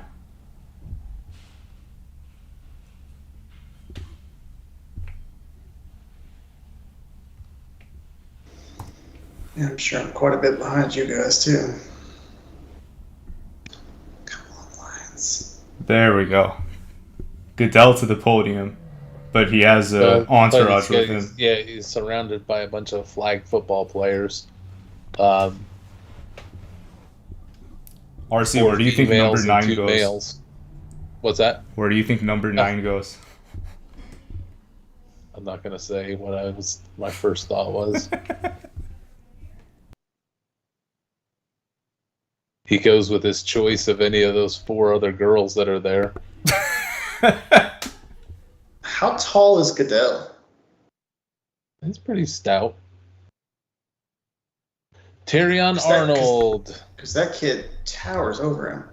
I'll put that bet in. I don't have a good poker face. RC would sniff that out the second I announced it. I just put something on the Lions to win the NFC North. Yeah. Plus 150. I've already taken positions in the over 10.5 wins as well. That is exactly the kind of move. Like when we were doing your matchup tournament between all the different teams, and I said I wanted to wait to see if Detroit did something smart, like take a good corner. I haven't announced the finals yet. The KC Detroit matchup has not been published yet. You have time. Go back and change it. No, it's fine. Because I wrote in there that, something like this, taking a good corner. Guys, interesting suit. So now they got Amik Robinson, and who I like for depth. And he's probably a slot. They returned Brian Branch. They Arnold. Traded for Carlton Davis. Oh, man. Now they got Terrion Arnold.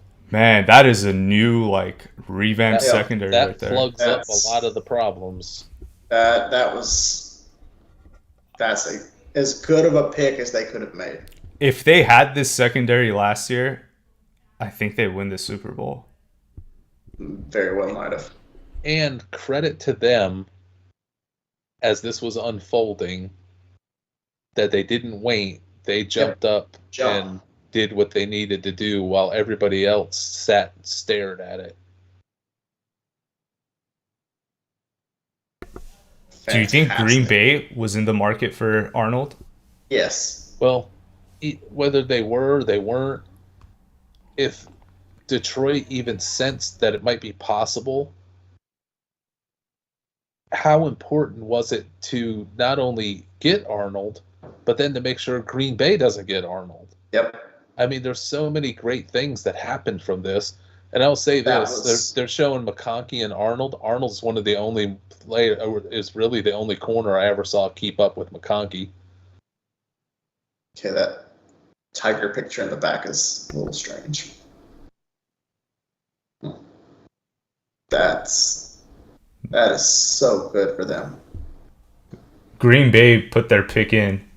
I guess the clock didn't stop for that concert or whatever. What do you guys think here? Do you think this is a good spot for Dijon? I think it's a tackle. I think it's going to be Guyton. Yeah. Because they want to take Zach Tom, who was one of my favorite linemen that year. They want to take and move him from right tackle to center. So you take Guyton, plug him in at right tackle, you upgrade tackle, you upgrade center, and then you can even take your center and move him to guard. You literally upgrade 3 positions. They do need a safety. They did sign Xavier McKinney, which was ridiculous for what the money they gave him. You can get a safety anytime, anywhere. Go get your tackle.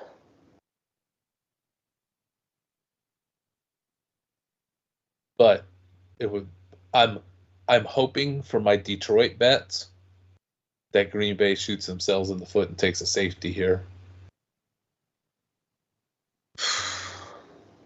Tyler Nubin. That they take Dijon and go. We can use him as a corner or safety.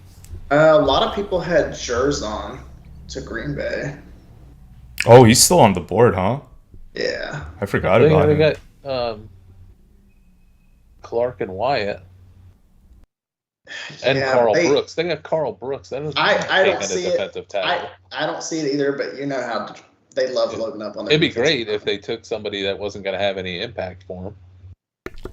Worthy's still on the board, too. Well, they definitely don't need a wide receiver. So I would love it if they took one.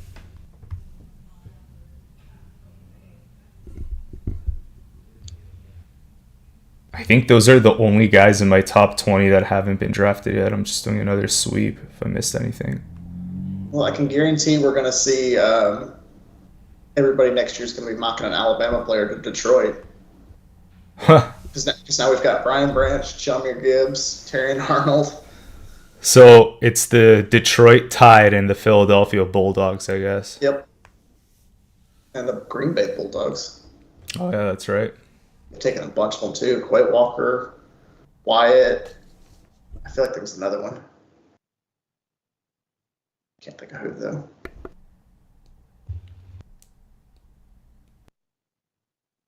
Man, such a good pick. Yeah, the way they did it too. I mean, the Dolphins kudos to doing them. Dumb stuff, and Detroit. Look at this. Look at that. Such good coverage. So thus far in, guys, Eric Stokes was the other Georgia one. Is Detroit? Oh yeah.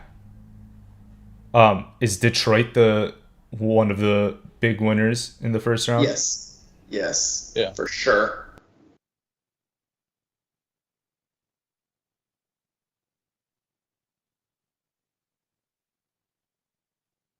Green Bay pick is in.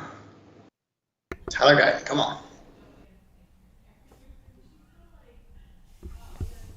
I'll take that. Whoa, really? Well, uh-oh. Who is it? Brad's saying Jordan Morgan. That's pretty smart. I like it. I'm just surprised if that's who it is.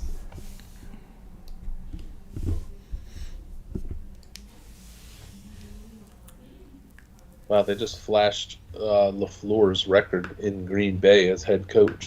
Pretty impressive. Let's see. They won, 12 games? I think it was the first 3 years, and it's then 56 and 27. Damn. Yeah. He won more games his More first 3 years than like anybody. Wow. I like it. That's a smart pick. I'm just really surprised he went over Guyton and Suamatea. But yeah, no, I like the pick. Okay, now Tampa on the clock. Obviously, their run blocking was terrible last year, but what else could they use? Corner. Yeah, they lost Carlton Davis. I need a run like blocker for Rashad. I won't hear of anything else. I like that pick for Green Bay. Yeah, center. A lot of people had Jackson Powers Johnson to Tampa Bay. I'm gonna guess they take Barton here. I wish they would Could be Barton. Barton. Yeah, Barton would be straight up their alley. Barton gives them flexibility. Yeah. They do need a guard. They need a guard bad. Unless Sua Opta is better than I realize. Because I'm also saying, who the hell is Sua Opta? And I know everybody. They signed him in free agency from the Eagles, and they're listing him as the starter. They just ran up there. I would think Barton, but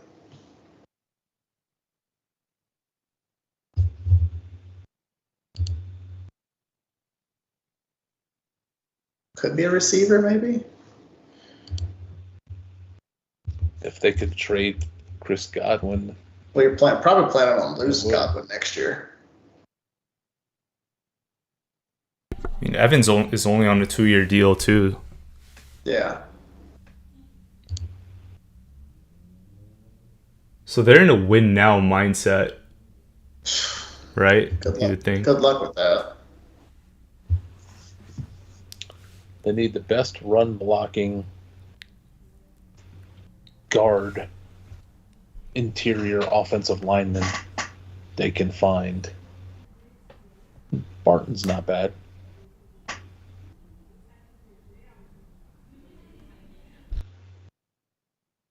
As a longtime Falcons fan, I'm hoping that they don't address this issue. I don't think they're much of a... Hoping they take Xavier Worthy. Oh. But I don't think they will, because I think they fancy Trey Palmer as their Xavier Worthy. I still have hope for Raheem Jarrett. Yeah, I like Raheem Jarrett too. But he's more of a number 4. A nice number 4 that can jump into the top 3 as needed.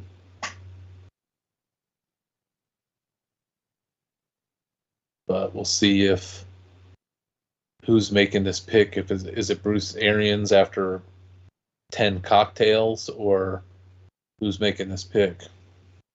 Okay, I'm at 38 right now. I know I missed this one. Is there live scoring? Do you know how you're doing against others or no?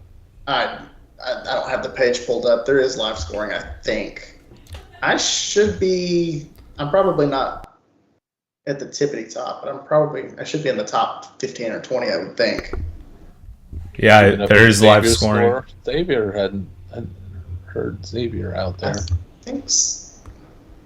I don't remember Xavier's mock, but I don't know if he had the quarterbacks in or not. I don't see live scoring on.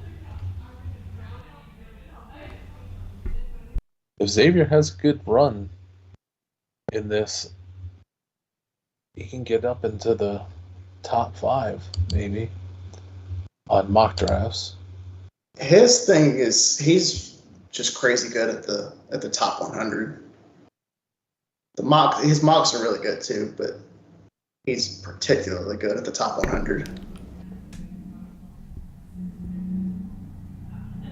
There's this dude, Jason Boris, from the Times News. 12 matches. That's crazy.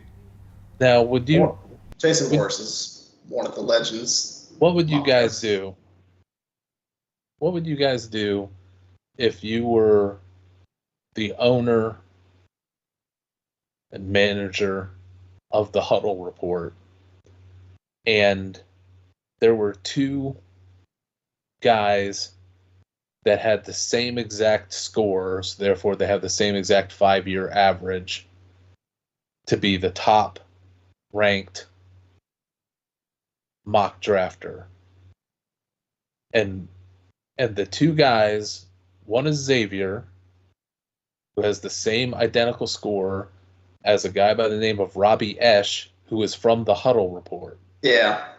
Would you Robbie Esch is the owner of the Huddle Report. Would you, as the owner, put yourself number one in a tie, or would you be humble and gracious and put somebody else at the top? I mean, I'd probably put the other person, but that's what I think. That's what I would. I would got it marked as put myself at the top in a tie. Yeah. I mean, that they have the same exact score over 5 years. Yeah. I just throwing that out there as I don't think I could have the gumption to be in charge of the site and in a tie put myself over.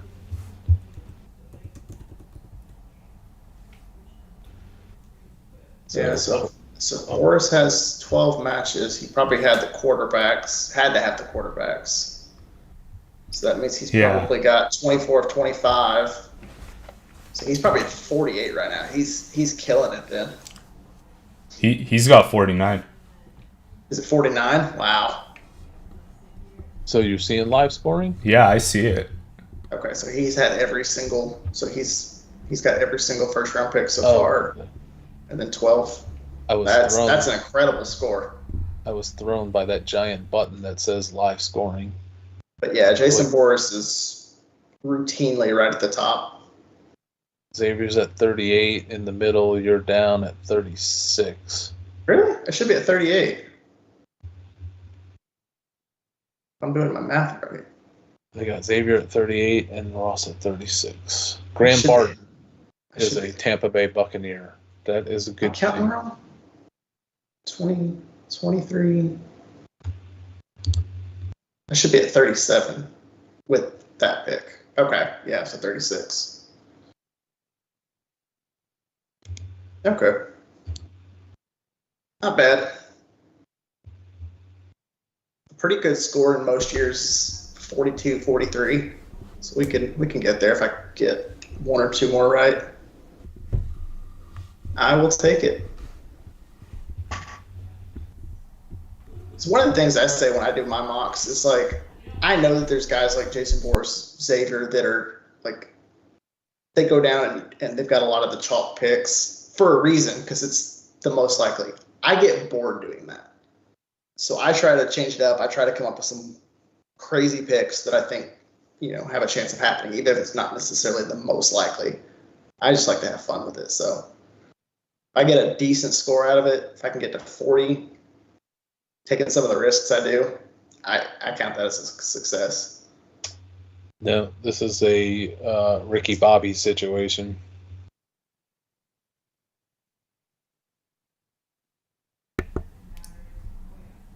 I don't know what you mean by that. I need you to win it or it doesn't count. The company name is on there. I can't catch Mr. Boris. Darius Robinson to the Cardinals. There we go. That's a good one for me. Interesting. Nailed that one. How do you feel about that, RC and Ross? I like it. I like Darius Robinson. Definitely one of the best of the obvious defenders on the board. So that should get me to 40. You had that right on the button? Yeah. I had that one right on the button. That gets you to 40. That'll put you suddenly in the top 10. I'll take that. I'll track Xavier for fun. I had Xavier Legette to Buffalo. So we'll see. Well, I think that's going to be your money pick. I hope so. I don't know that a lot of people would have had that.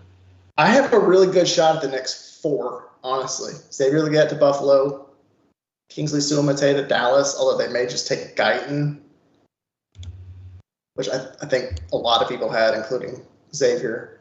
Nate Wiggins I've still got out on the board for Baltimore, and then Jerson Newton for San Fran. So I wouldn't be shocked if I get 3 of the last 5, 4 of the last 6. Where would that put you points-wise if you... Very, very good. If I hit... Let's see. So what would that be? 3?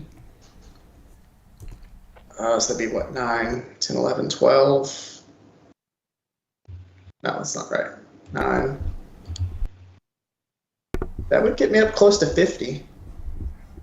Jason Boris, by the way, has 13 matches, 52 points. It's crazy. I can't catch that.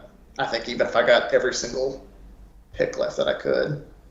And Bill Dow from NFL Draft Shark, he's the only one with 27, all 27 right in the first round. Oh. Or actually, no, there's a couple down here too. Never mind. I guess the big points, like you were saying, Ross, is when you match the player. Yeah, matching the players is how you get it. Because you get 3 points. You get 3. Yeah.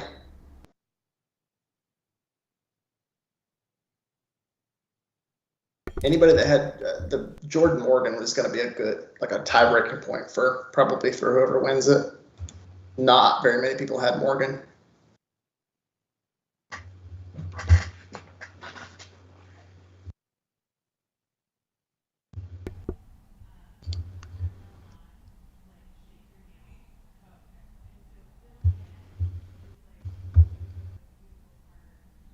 Fortunately, Xavier Worthy falling down this far might fall right to KC, which a lot of people had. And then the people that didn't have Worthy there had Sua Matea, which is also looking quite likely.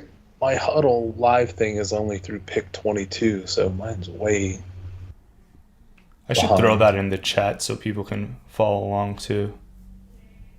And if that's right, Boris might get close to 60 here. Have you seen that before? A few years ago, Josh Norris hit 59. I think it was the 2021 year. Chiefs pick is in. The Chiefs. Did they trade with Buffalo? They must have. Whoa. They must have, so the Chiefs can take Worthy or a tackle. And Buffalo's going to let them do that? They kind of don't want another small receiver. They're looking for a bigger body. Oh, they think they can get Leggett. Yeah. At 30, they moved to 32. 32. Yeah, but they risk Carolina or New England jumping them. Guys, the last time Buffalo and KC traded, I think, was the Mahomes trade. Yikes. Yeah, this sure smells like Worthy. I want Lad McConkey. I just didn't think he was going to get down that far. That's the McCole Hardman 2.0. It's his natural home. No, it's not. He's so much better than McCole. Stop. I'm not saying he's a great player, but he's better than McCole. I think he's got some. How many yards?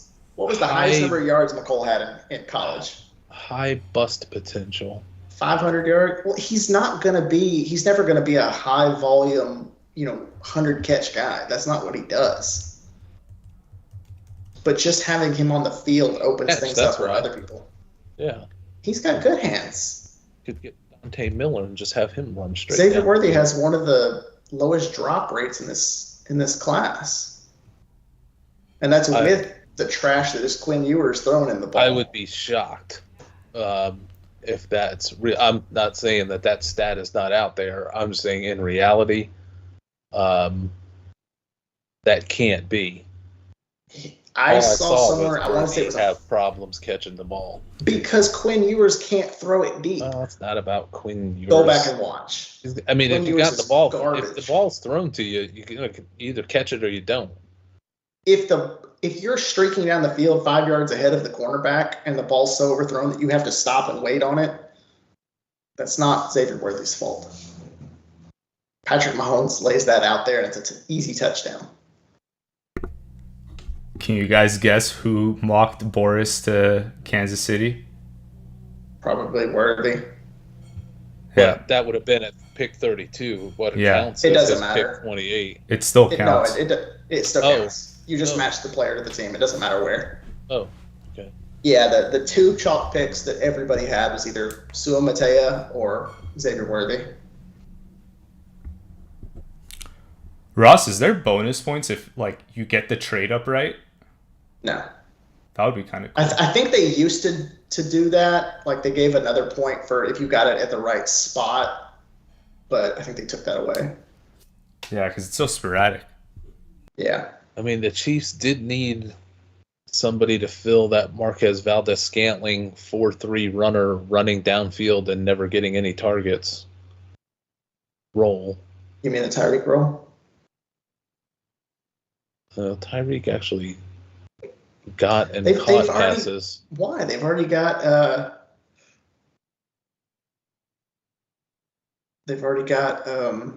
Marquise Brown. I kind of think this may be Sua Matea.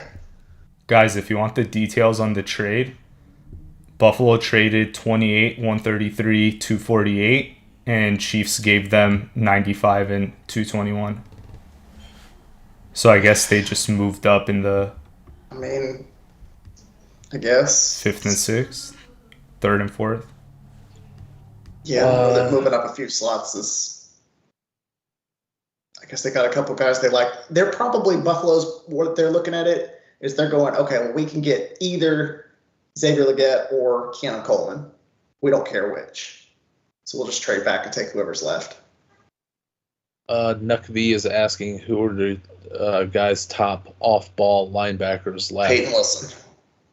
Peyton Wilson, although I think he could work interior, but I think he'll be put as a outside linebacker that can do everything.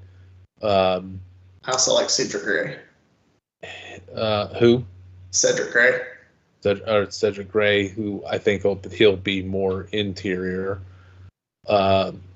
If you're looking for somebody who can play some linebacker and rush the passer at a certain point, Edgerrin Cooper's in play, but Peyton Wilson is the clear-cut stud linebacker that can do it all. I also like Tyrese Knight. Like the Chiefs take Peyton Wilson. I like Tyrese Knight too.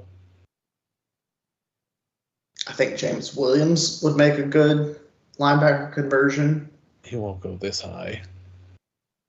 No, I'm not saying the first round. I'm just saying some off-ball linebackers left. I even kind of like Jordan McGee. There's some neat. I like McGee. There's some neat small school linebacker prospects. I mean, like down in the FCS. I also like Jeremiah Trotter, but I'm okay with Trotter. A lot of people don't seem to care for him. He's not the greatest athlete ever, but man, he's a good football player. There's a dude from James Madison and one from Albany that yeah, I know who you're talking about. I can't think of their names right now. I'm not a fan of Cooper. No, but I see where he could be used to rush the passer. I do too. But then you want him on the ball. All right, Kansas City, what you doing here? Xavier Worthy. Yeah. Dang. Boris is having him suck a heck of a year. 58 points. He's going to break the record. I think that'll break the record. Wow. Dang. where are our guys at? Because mine is still showing pick 22 for the live results. Let me get an update. And when I hit Control F5 to update it, it took all of my web pages away. I almost had a heart attack. I should be at 41. I think Xavier probably has Xavier Worthy there. So, but is anybody of our group in the top 15? I have no idea. I'm not.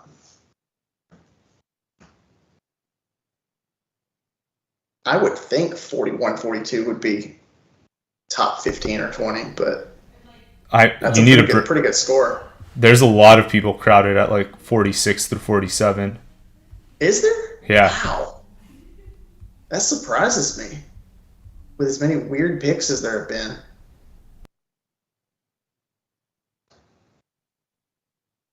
There was a lot of chalk that hit too, though.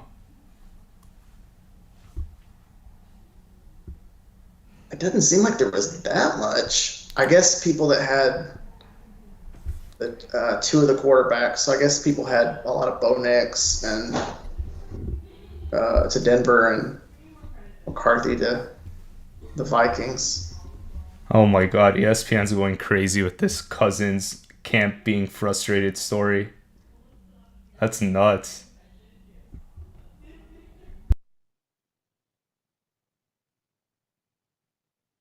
A lot of people had Tyler Guyton to Dallas. Why would Cousins care? A right tackle, though? They've got Terrence Steele. What's Cousins' contract length? See this being Jackson It's Powers. a 4-year with a 2-year out. So maybe that's why they're pissed. Yeah, you got $100 million guaranteed. I mean, I don't know why he's going that crazy, but I guess it heads up. And it's a 2-year out. So okay, if I could get Kingsley, Nate Wiggins, Jerzon, Xavier Legette, that would get me to 53. That would be pretty good.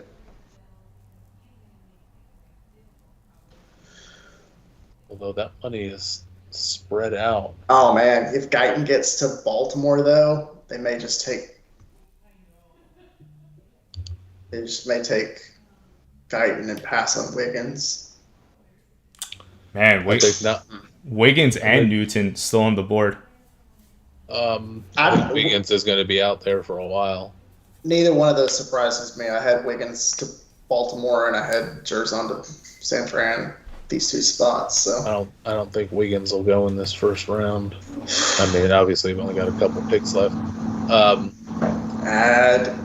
think there's a good chance if Guyton doesn't go, or if Guyton does go to Dallas. But did somebody just turn a fan on or something? Oh yeah, okay. 1 second, sorry, my fan kicked on. Hey, before you go, let's say mute yourself before you go.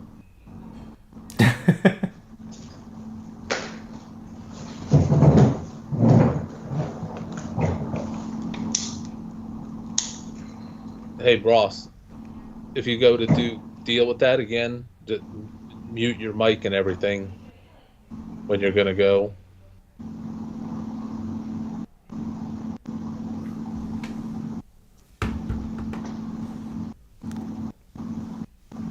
So now we're into Tyler Guyton.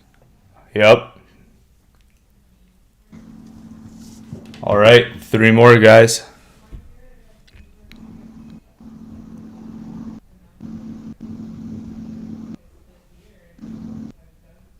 Two notes from the chat I wanted to make sure to hit. One, Jim Haley, last time the Longhorns had 2 picks in the first round was 17 years ago.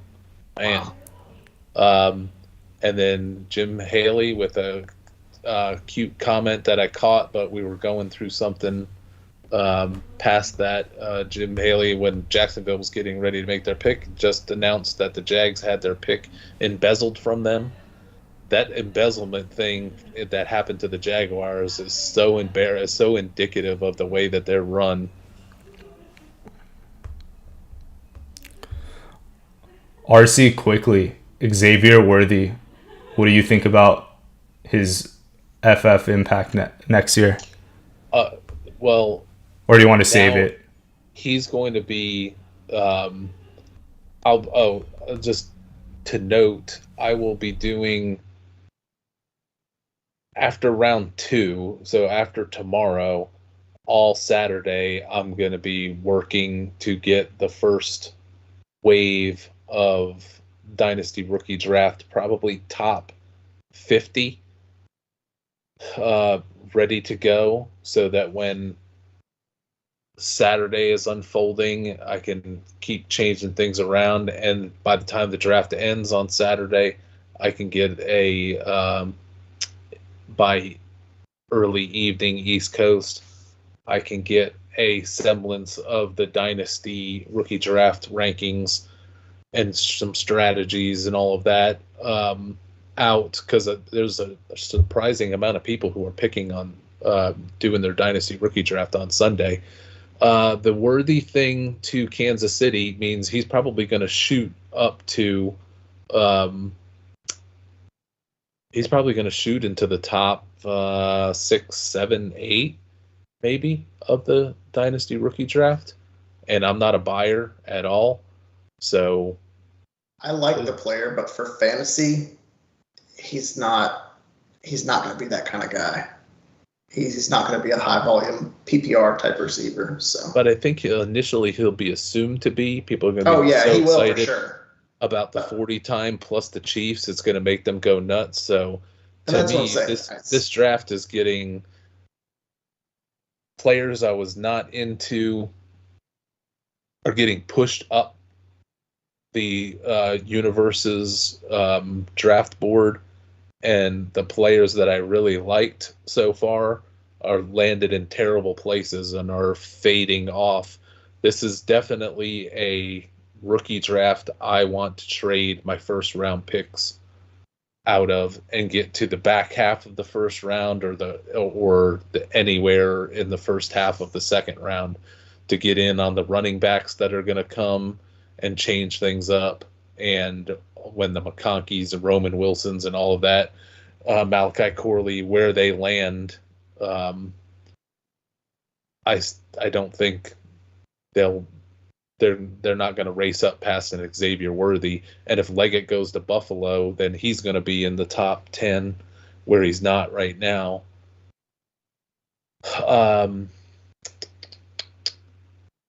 Nuck V said, I assume you're down on Guyton. I think Guyton's okay. I think that's a sound pick, I think. He's okay. I think. He could I'm be. getting it. Am I getting him confused with somebody else? Oklahoma tackle. Some things he needs to work on, but he's got some ability. I don't like the Alabama tackle. Yeah, or the Georgia tackle. But I think I have to look at my own grades just to make sure. But I think Guyton, okay. Yeah, top 4, 5, 6, 7, 8. Okay, I think I got a good shot at Wiggins here. A number 9 tackle, considering Morgan as a tackle and Barton as a tackle ahead of them. So it's a sound pick. I'm not swayed one way or the other by it. Hey, there we go. You guys all see it? Ravens pick? Yep. Okay. Wiggins. Oh, you gotta be kidding me. The 49ers took Wiggins? No, Ravens. Baltimore. What? Baltimore. I nailed that one too. Oh. So gross. What is Harbaugh thinking? That is not a Raven pick. 27. That's ridiculous. Greg Tillman, our DRD is Sunday. I hate that, but whatever you can get out. Yeah, I am absolutely committed unless something insane happens. I'm going to have as much material out on Saturday night as I can get out because so many people are drafting on Sunday. So usually I like to have time to process it in pieces with the UDFAs and all of that, but I'm probably going to get out a top 50 or so as quick as I can with maybe 10 to 20 commentaries. Just get that out there to set a foundation, but then as UDFAs are signed and get to look more at the scenarios that players are falling into. I'll just keep changing it all Saturday, Sunday, and into that week to build it up to the top 300. But I'm going to get out a pretty good amount of information on Saturday, including I'll try to do some mock drafts with the latest ADPs if I can trust that there's enough data out there on the ADPs on where the players are, dynasty rookie drafts that are happening. It's a little bit tricky. It's a little bit premature, but it's definitely a need for many. So I may have a top 10 or so out first thing in Saturday morning before the day 3 of the draft, just with the asterisk that it'll be changing, obviously, with more picks and more things happening. So we're down to 49ers and Bills. Yep. Wow, Cooper DeJean's still on the board. Cooper DeJean, Newton. That kind of surprises me a little bit. So if Newton goes to 49ers, this Jason Boris dude would have nailed an exact match for 50% of the first round picks. Jeez. Nice. He had Jerzon to 49ers too? Yep. Do we have... I thought I was going to be unique in that one. Did Ross or Xavier crack the top 10 yet? Let me check. If I'm adding it up right, I should be at 45.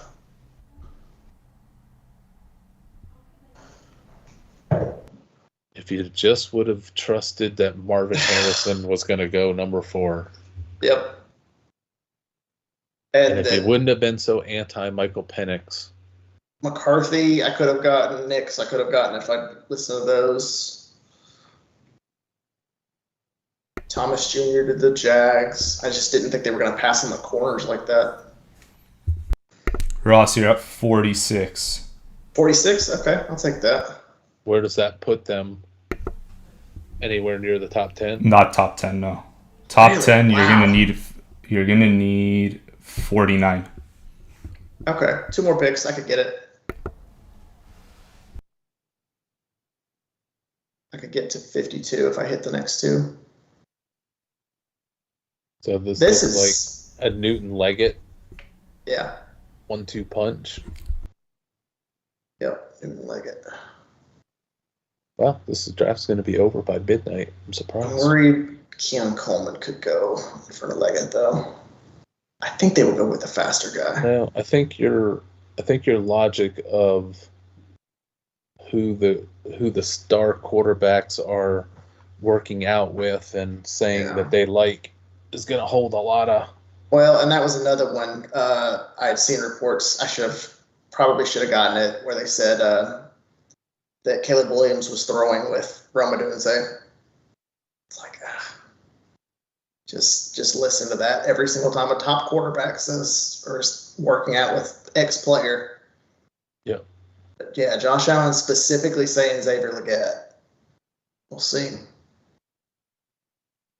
Nuckv is asking, is Wiggins that bad? Ravens rarely miss on secondary players. Ross, give your Wiggins summary / pitch. I like Wiggins, sort of. I'm worried that he doesn't have his head on straight. He's been suspended. Yeah.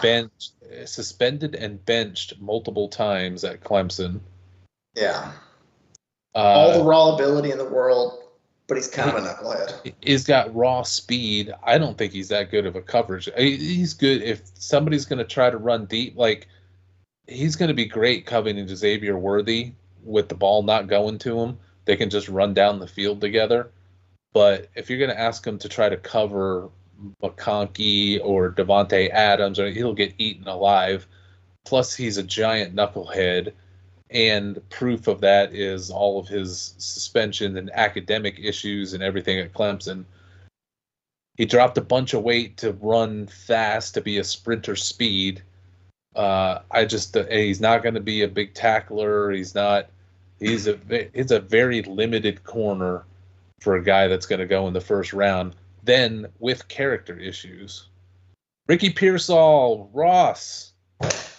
Are you serious? I am serious. I'm a genius. I'll take it. You're the man. I'm a genius. I could blow the whole rest of it. Well, it wasn't where you said he was going to go. It doesn't matter. That is a brilliant call. Holy I bet you're the only one that had that. I bet that board is not going to change. There's only going to be one person's score who changes on that one. And not only nobody got 1 point, I got 3 points for it. I am a genius for that one. If you tack on 3 to Ross, does he get into the top 10? No. Hold on. And nobody else changes. That puts me to 49, right? Yeah. It's not updating yet. But assume that he's getting 3 and nobody else is getting anything. Would he move into the top 10? Man, Ricky Pearsall and Luke McCaffrey into the future. Just into the top 15. Okay, one more. And then if he got 3 more, where would he go? If nobody else got anything. If no one else has Newton to Buffalo. He has Leggett to Buffalo. He would be top 5. Ooh, oh, Carolina. Oh, man. No. Because they're probably going to get Leggett now. I told you it was going to happen. Dang it. I told you it was going to happen. I may get 1 point. But they're going to take Leggett. Yeah. It's going to be Leggett, so I get 1 point for that. That's lame, man. I guess Josh Allen's they'll take Kim. Desires don't really matter. Yeah. So they literally hopped 1 spot. Interesting. Man, I can't believe they did that. Buffalo. Damn, yeah. I'm sorry, Ross. That's okay. I will take it. Hold up. I missed on Penix, but I got Ricky Pearsall to the 49ers. So Ross, you're top 13 now. Okay, I'll take that. Do you get anything for Leggett going? Yeah, I get a point. Okay. So, okay, if Ross gets not that, a lot of people had. Not a lot of people had Leggett. Ross, you'll be top 10 if they get Leggett, and with 1 point added. With 1 point added. I will take it. Oh, you're so close. I will absolutely take that. And Ross is pretty good on the tiebreakers too, because he has a pretty good exact matches. Could Carolina's not going to take Luke McCaffrey here to have another McCaffrey shot. That would be funny. No, this is like a Carolina kid or Carolina school. This has got to be like Xavier Leggett. No, this is just having another McCaffrey. They had the first McCaffrey, or the latest McCaffrey. So, yeah, we can assume Brandon Ayuk is getting traded in the next by tomorrow, but in the next few hours. Guys, my bet will be to Washington. Apologies if we covered this. We've been on for 4 hours, so I'm starting to get delusional, but Nuck V, is Wiggins that bad? Ravens rarely miss on secondary players. Did we hit that? Yeah. Yeah, we did. My bad.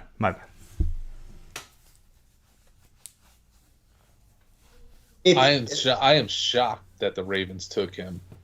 I'm not shocked that he goes in the first round. I'm just shocked that the Ravens took him. The Ravens are big on taking guys that fall, talented guys. That's as good a place as you could want for Wiggins, for a team that could to whip his head into shape. Yeah, I mean there is that upside that somehow he finds religion. Yeah. I just don't think it's. I think he is a dyed-in-the-wool knucklehead. He's for sure a knucklehead. He's the Kadarius Toney corner. Of the clumps. Yeah, that's a really good metaphor, actually. He's gonna break your heart. That Ricky Pearsall pick made my night. That absolutely made my night. Ross, you want to talk about what like stuck out about Pearsall when you were scouting him? Yeah, so It's just a combination of things with them. So one, there's already the stuff about, they're trying to trade Ayuk, they're trying to trade Debo. I didn't think they're gonna trade Debo. One, he's kind of the heart and soul of the offense. Like he's the guy that kind of everybody gravitates to. Ayuk's, and he's already been paid. Ayuk's got to be paid. It doesn't look like they're gonna, and especially after the Devonta Smith. He's got to be paid. He's got to be paid in a time period where there's all these cheap wide receivers by comparison coming that are better. Right. Devonta Smith just gets $30 million. Ayuk's going to ask for that or more. They can't afford it. So then I'm looking, okay, well, they got to replace him. Who's the receiver that's most like Ayuk in this draft? It's Pearsall. About the same size, a little bit lighter. Great route runner. He's faster, more athletic, very explosive, tough, makes good catches. I think he's better than Ayuk.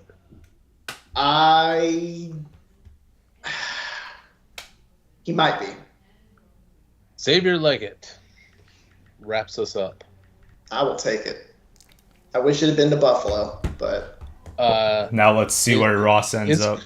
Just think of his career earnings potential changed from Josh Allen to Bryce Young. Yeah. Ugh. I mean, you feel bad about that move.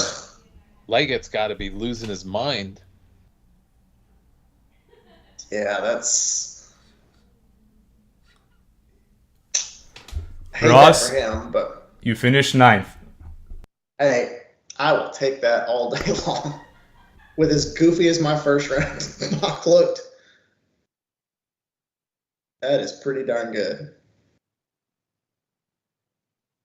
I can remember didn't go first. when we were all excited about Jonathan Mingo. Ross, if you scored, I wasn't. I never liked Mingo. Ross, if you scored 4 more points, you would have been second. So if you matched 2 more players, maybe McCarthy and I don't know what's another chalky one. Marvin Harrison. Marvin Harrison. Was chalk. Malik Nabers was chalk. Oh man, wait a minute. That's